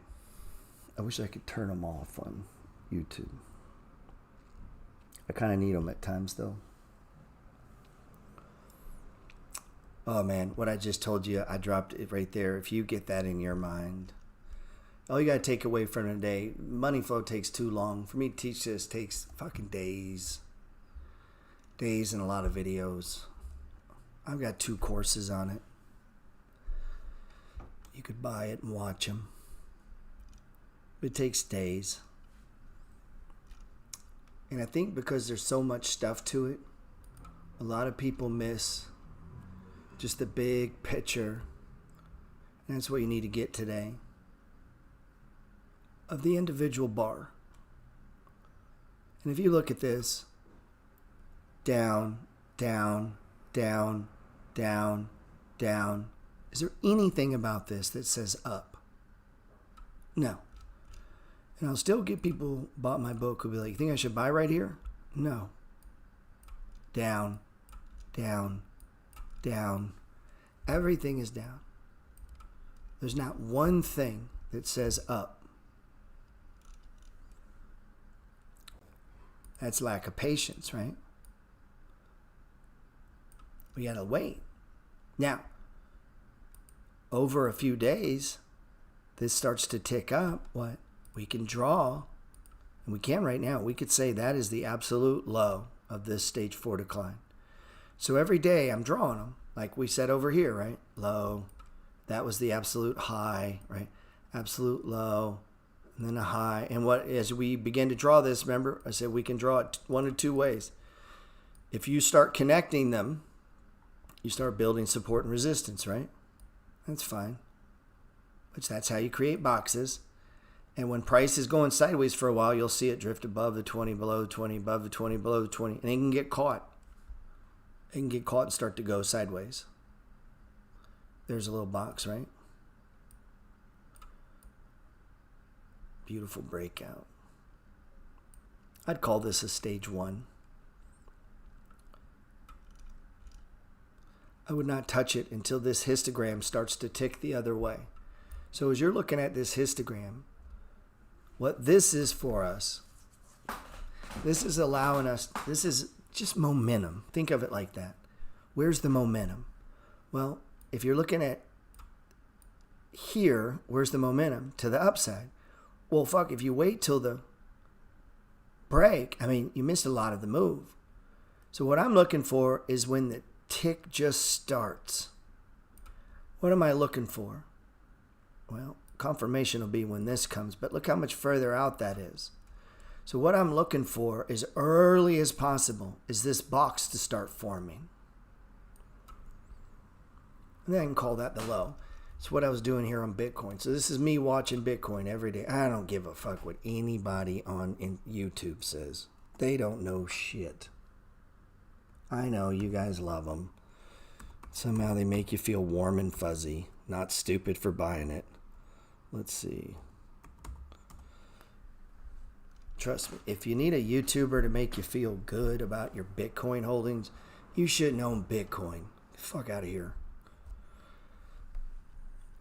Listen, this is the low.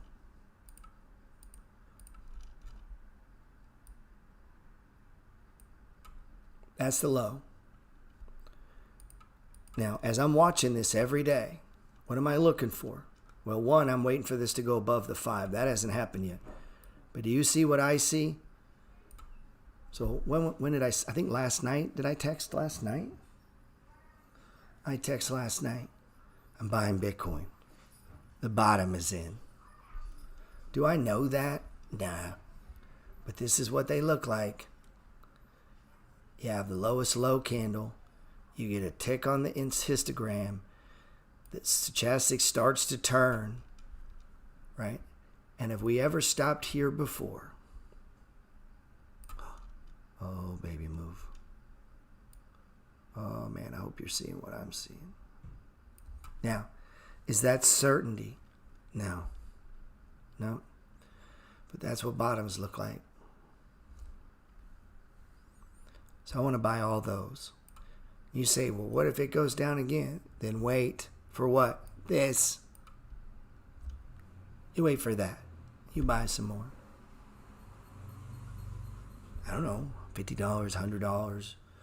What you're not doing is backing the truck up or any of that kind of shit. You're just always buying stage ones. And if you do that, maybe we get another one, right? And then there's the turn that comes, and it starts to rip, right? That's when your buddies are going to want to start buying it. And they're going to have missed all these stage ones, man. Why? Well, that's a different way of using the money flow. That's what you call position trading. That's how you make the most money.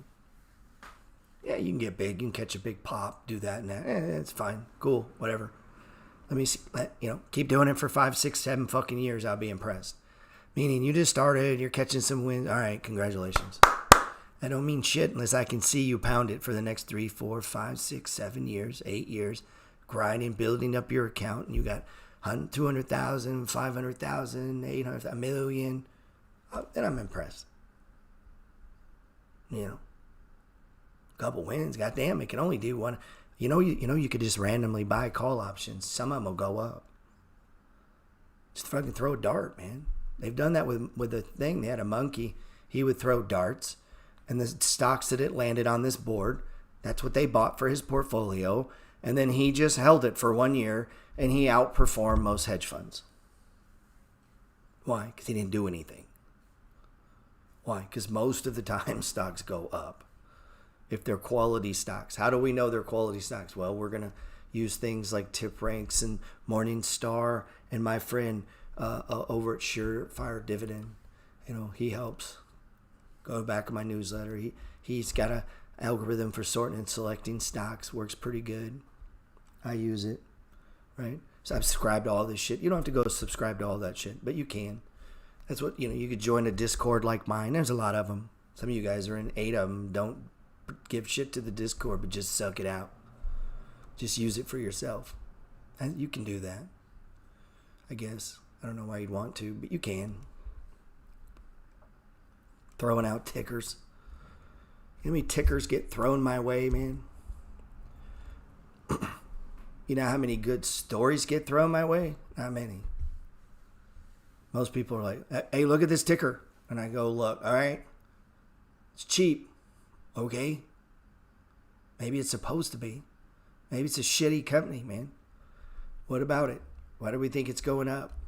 Like, yes, we want to use the money flow, and yes, we want to use charts, but we also need to understand intellectually, why is this valuable? Why is it going up? I mean, we can explain Shiba if you think about it. It's a social meme. Memes are valuable. And maybe that's the wrong word to use, but to deny that a meme can be valuable for a period of time is stupid, because I've seen it with my own eyes.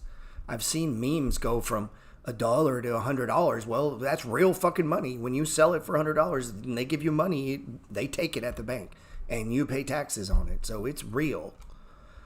Memes can run. How do they last? I don't know. I mean, I would go to this. I'd go to the fractal nature of the money flow. Now, because I'm a position trader most of the time, I need to be able to understand fundamentally why I would hold that asset into a sell-off. Now, you might say, oh, well, we wouldn't. Okay, and that's fine. Be clear about that. So why would I hold, this is the one I get asked most about right now, that everyone's in a panic about, is DS. Now, what I think is an opportunity of a lifetime, most people are going to fuck it up because where they paid for it. Well, I bought it at 260 and then it went, so they're going to mess this up.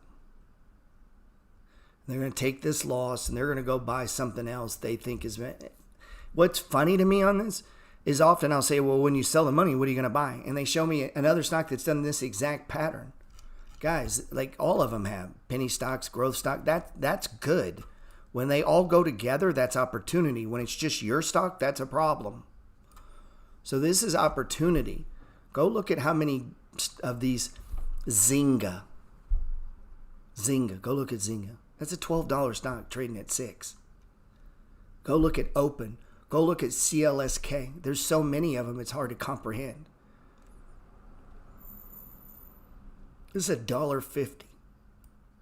It costs you nothing to accumulate this stock. There are no commissions.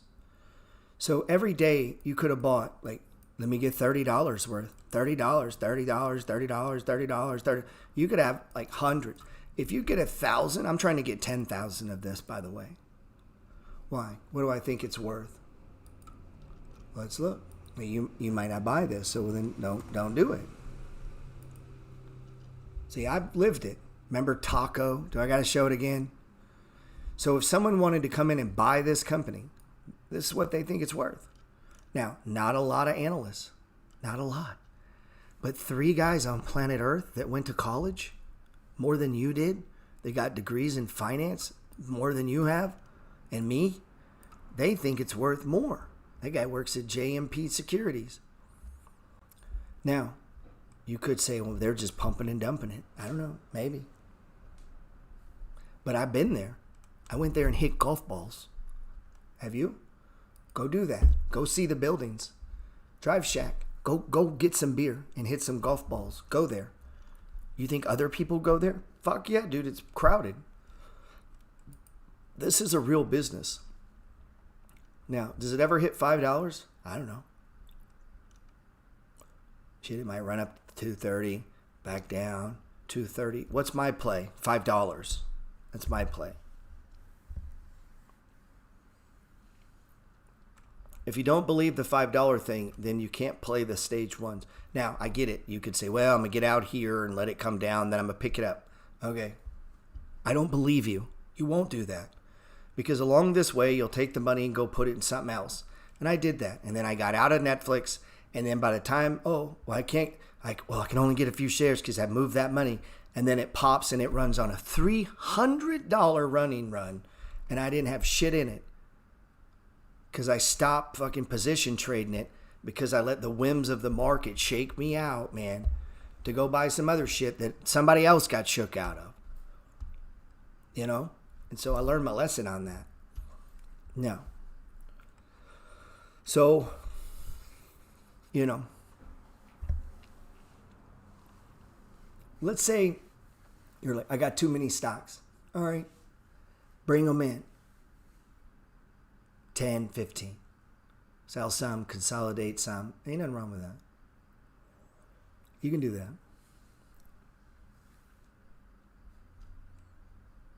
But we're playing this pattern for life, man. Don't forget that. It's not this month, this week. It's you're playing it. So if this ultimately, like Taco, again, same plan. Now, do they get bought out like this? Fuck out of here. Do they get bought out like this? Sometimes. Remember Stamps? It did. Why? Why did it go for so much of a premium? Because that was the true value, man.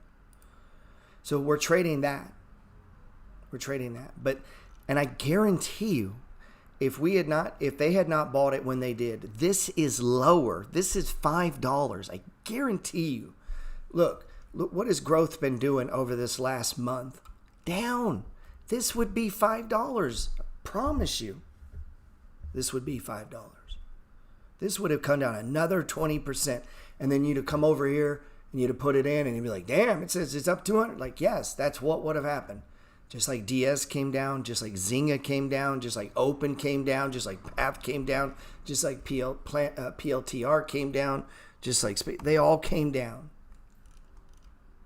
And that would have come down. Did that change the fact that it was actually worth $12.30? No. The market just decided not to pay what it was worth. And the market can get irrational, and the market can go for way longer than you can stomach down, and it can go for way longer than you can comprehend up. And people who are really smart are going, man, this is way too high, dude. And yeah, and it runs for another fucking 6 months and keeps going and going and going and going. And the same to the downside. And then guess what? They realize, oh, stops and changes. And you got to know that, man. Man. I think I'm going to wrap it up there before I go too long. Let me look at Baba.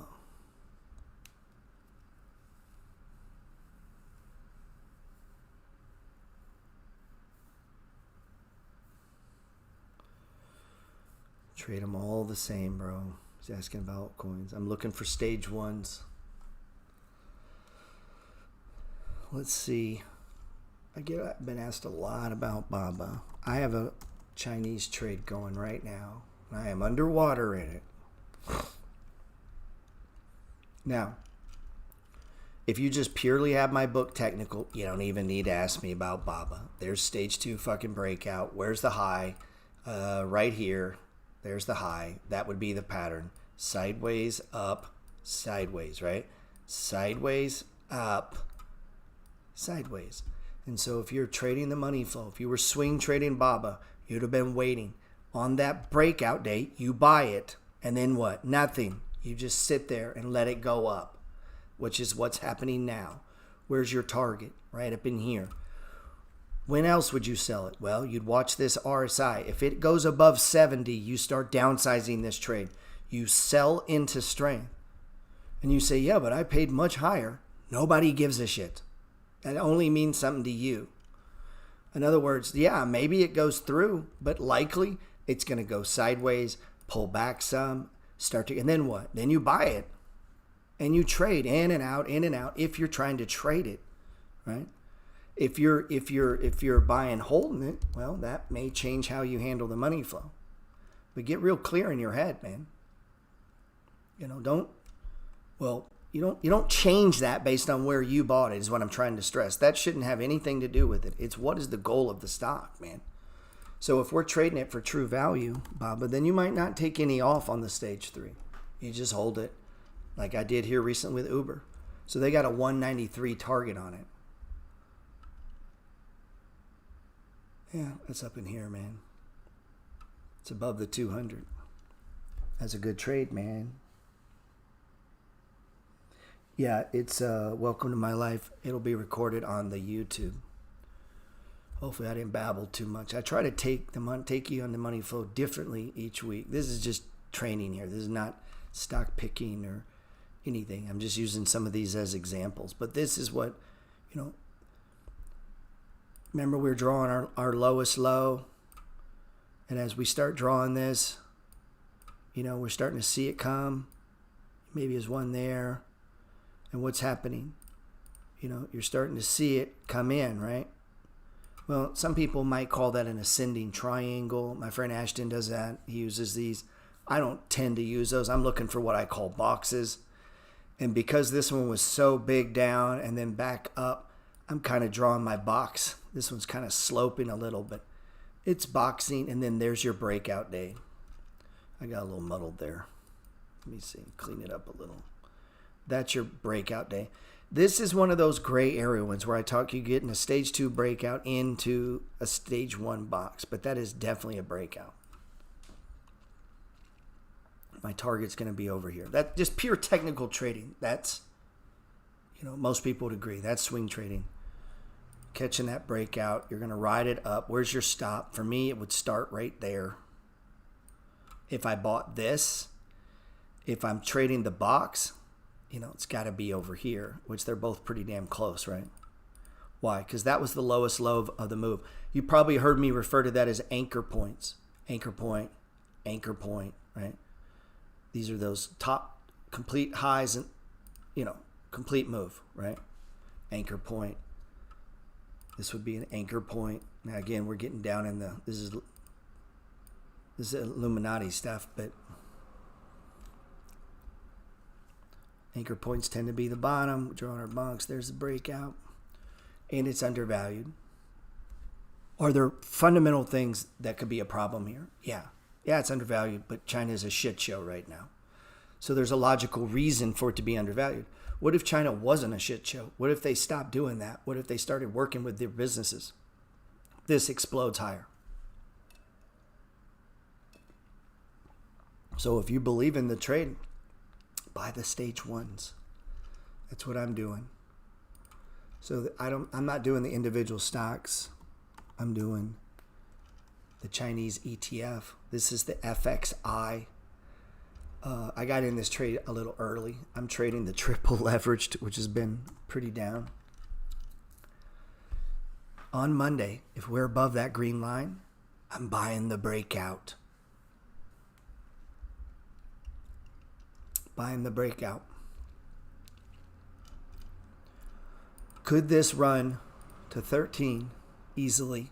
Now, here's where you're going to fuck it up. You're like, well, I paid a little more than that. All right. Has it ever stopped here before? Yeah, bro. 3 times. So I'm kind of viewing this trade as right around in this zone is probably as high as I'm getting it. What does that have to do with what I paid before? Nothing. Let's say, and play with me here, this ain't going to happen, but let's say when you got to here, you were just back to even. Well, you traded your way out of a hole. I mean, you could just fucking took a loss. Here, right? But you didn't. You traded your way back. And when it gets here and you're like, man, I don't know if there's any more up. Well, all right, maybe you got in a little early. Instead of this being profitable, you just traded your way out of a hole. Trading your way out of a hole is pretty, hey, that's like, it's like getting 20 at the blackjack table and the dealer gets 20 when they've been getting 21. You're just fucking happy you didn't bust. Thank you. You ever had those games? Randomness of cards. I've been underwater for a minute in Campbell's. I'm only up 6%. Now the true value is here. Obviously, I got that one wrong, but hey, fuck, at least I'm in the green. Like, I've stayed with it. I've added on stage. If I'd have went a little more aggressive on stage 1s, it would be a bigger return. But, maybe they upgraded. Maybe the game's still on. My point being is sometimes you're just going to trade your way back.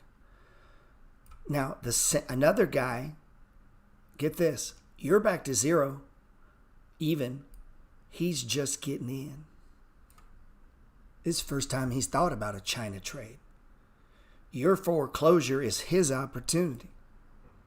See, he's not looking at it where you bought it. He doesn't give a fuck where you bought it. He's looking at it where he's buying it or she's buying it.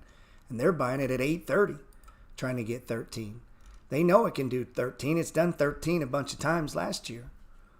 Right? And if China gets hot, where's NIO? Is that breaking out? Because Baba's breaking out. Where's NIO? Ooh, not yet. What's NIO worth?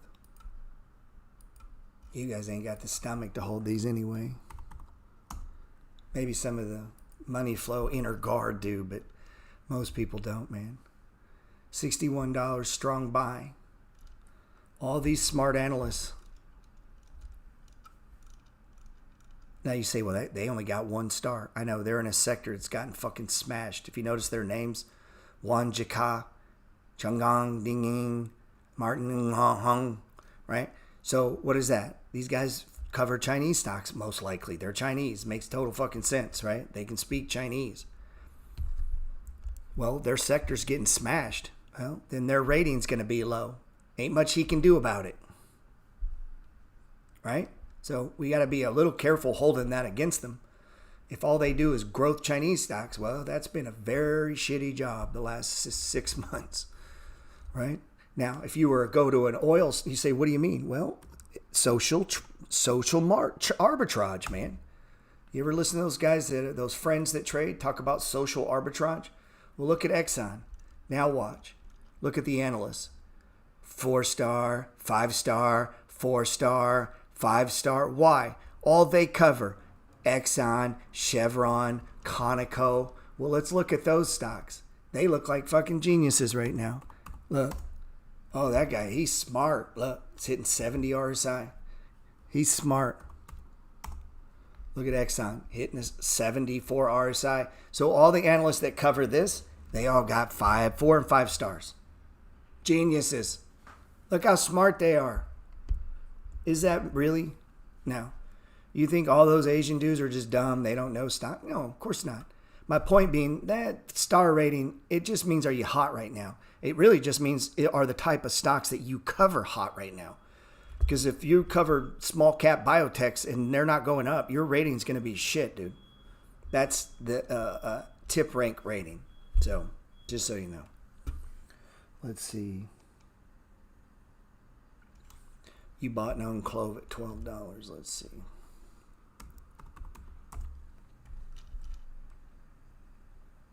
Whoa.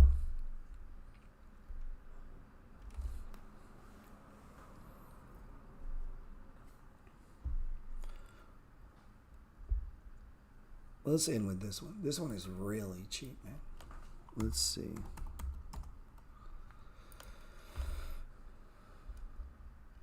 Wow. You might take the bang on this one. They're saying they've evaluated. It's worth $3.50, man. Sell, sell, sell, sell, sell, sell. So not a lot of upside here. Hopefully you didn't buy too much. No, I'm not a tip ranks analyst. But it will rate you. So if the market's going up, you'll have a good rating. If the market's going down, you'll have a bad rating. So here's the thing. I could have 4 accounts connected to tip ranks, right? And let's say one of them is my buy and hold dividend IRA. And in that IRA, all it has is AT&T. Watch this. I have an IRA. The only thing in it is AT&T. It's going up, right? Duke. It's been going up. ED. It's been going up. ConocoPhillips. This isn't an IRA, right? It's only like 7 positions. ET. If you notice, these are all energies. So I just begin to kind of buy these heavy dividend stacks in these IRAs. Utility companies, Southern Electric, XL. Let's look at XLU. Look, they've been going up, right?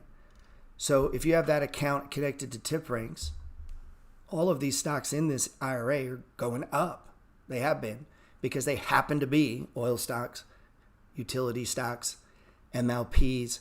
And so over the years, as I began to buy I was like, you know what? I'm just going to put those in this IRA. And then in my SEP IRA, I have more, shit like Coke and Pepsi, Verizon, Starbucks, those kind of things, right? Well, and then in my trading account, it's more like Path, Hood, Uber, right? Well, you can have one account for 6 months gone straight up. Well, if your other account holds nothing but biotechs or nothing but But then guess what? That one's going to be straight fucking down. And so you'd be like, well, over here he's smart, over here he's an idiot.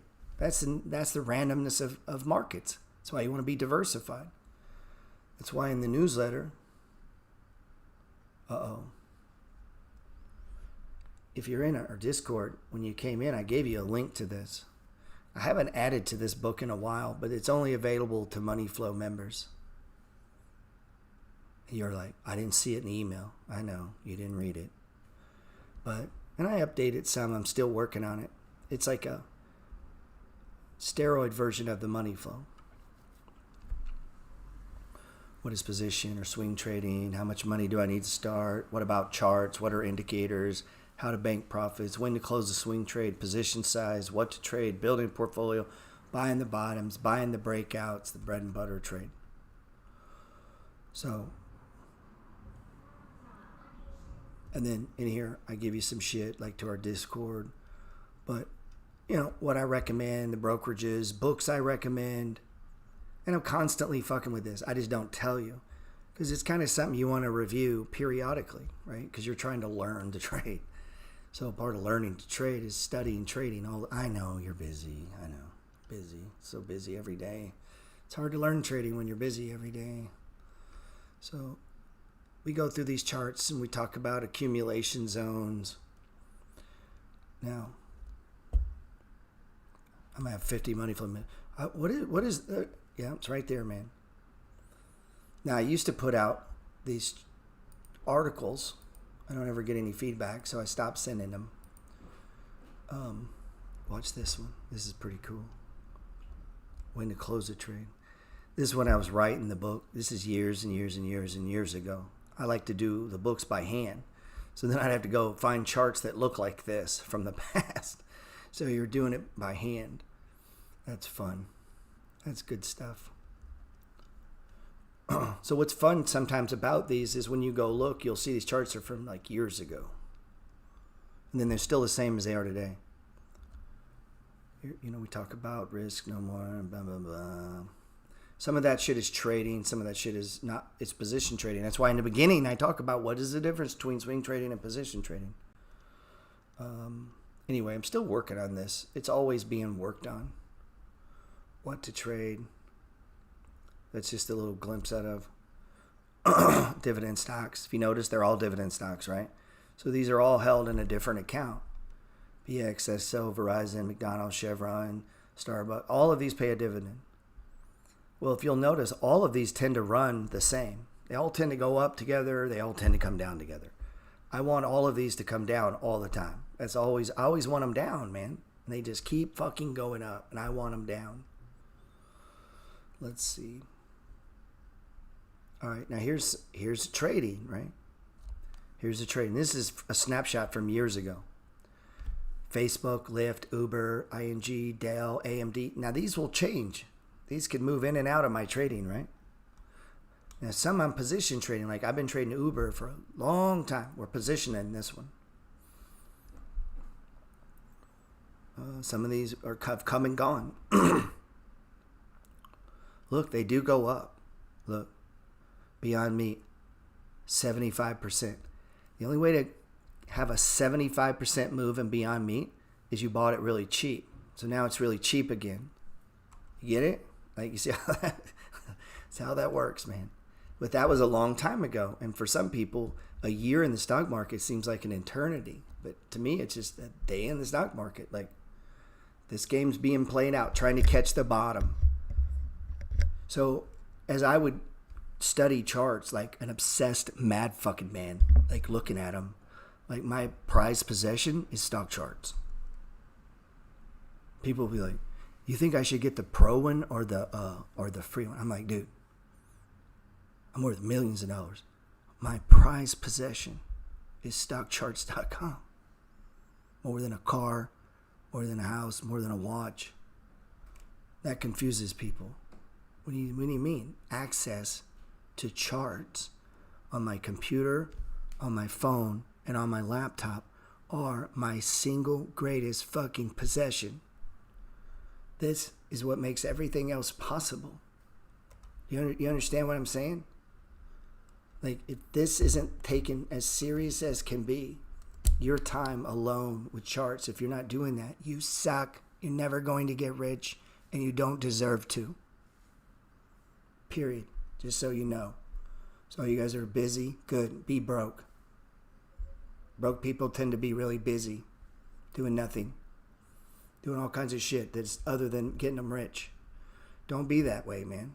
Make time. So for me, this is easy because I'm addicted. And if, like, you're around me and don't like, I'm sorry, I don't know what to say. Like, if we're standing there talking, you're not going to get me very few minutes before I have to check the price of Bitcoin. It's not that you're boring me. I have to check it. You get what I'm saying? And if you don't feel that, probably not the game for you, because you're competing against me or people like me. Millions of them. Millions of fucking people who make the time, who look at the charts, who study. They've got this, thing. They're past all the stuff that a lot of people still struggle with, like saving money, getting out there. They're past all that shit, man. They're trying to build shit, get rich. They're out looking for shit to buy. Like, same whether it be stock market or whether it be in the real estate market. They're past all the basics. You got to have money. You got to have an account. You got to fucking know how it works. You got to spend time with the charts. That's all the baby stuff, man. It's applying it and staying with it day after day, consistently, having conviction, pushing your intent and looking. Like, that's the hard part, man. I can show you all this. You just won't do it every day. Some will. But it's few, and that's good, though, in a way. It's good. Makes it easier for us. It does, man. Man, I hope you have chart. It's hard for me. I stress this because I just can't take people serious when they don't have real charts. And you can have others, TradeView. There's a lot of others besides Target. It's hard for me to take you serious. Like, I actually don't. It's actually a waste of fucking time even talking to them. Like, they're not taking themselves serious. These are the tools. This would be like you saying, "Oh, I want to work on houses. I don't have an impact drill, but you have to have the impact drill. You have to have the skill saw, the belt, the fucking the ruler, the pencil. Like, all that stuff comes with it. That's implied that you're going to show up to work with that. This stuff is implied that you learn moving averages, compressions, MACD, RSI, the 200-day moving. Like, no time. You don't give this fucking months and weeks, and you're still confused on this stuff. That's not acceptable. You have to move past that. And then we have to start getting into portfolio management, position sizing, sector analysis, tracking the big six. If that's confusing, you have to stop with that being confusing and demand it of yourself that you understand these things, begin to apply these things, and begin to see it everywhere you go. It is everywhere.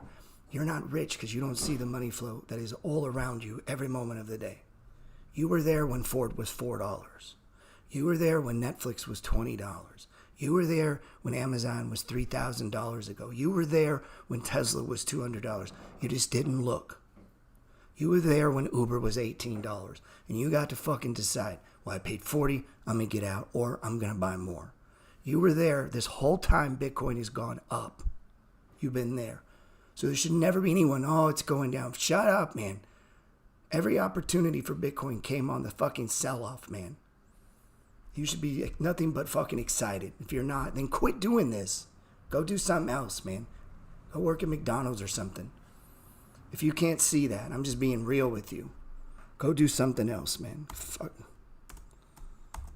If that isn't, you shouldn't need to be motivated, excited, talked into. History should be that.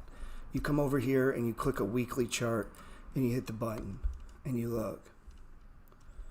And you come back and you hit the button, you back it up, you look.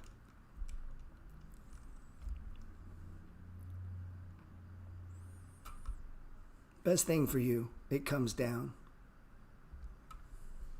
then goes up.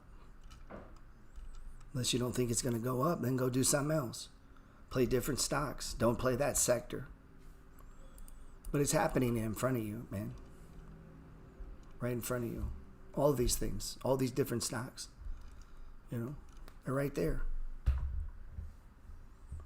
Right there. Right in front of me too, man. I'm talking to me, man. I got to see the money flow. I got to open my eyes to this way price moves, man. I got to build my courage. I got to defend my walls. I got to make sure I allocate the time. I can't let the world steal my time. I can't let anybody take it, man. I've got to put this on this. I got to track these. I got to watch these. I got to look. I got to understand what I'm doing. I got to see the world, right? I got to look for those properties. I have to steal that time. It's called the eighth day.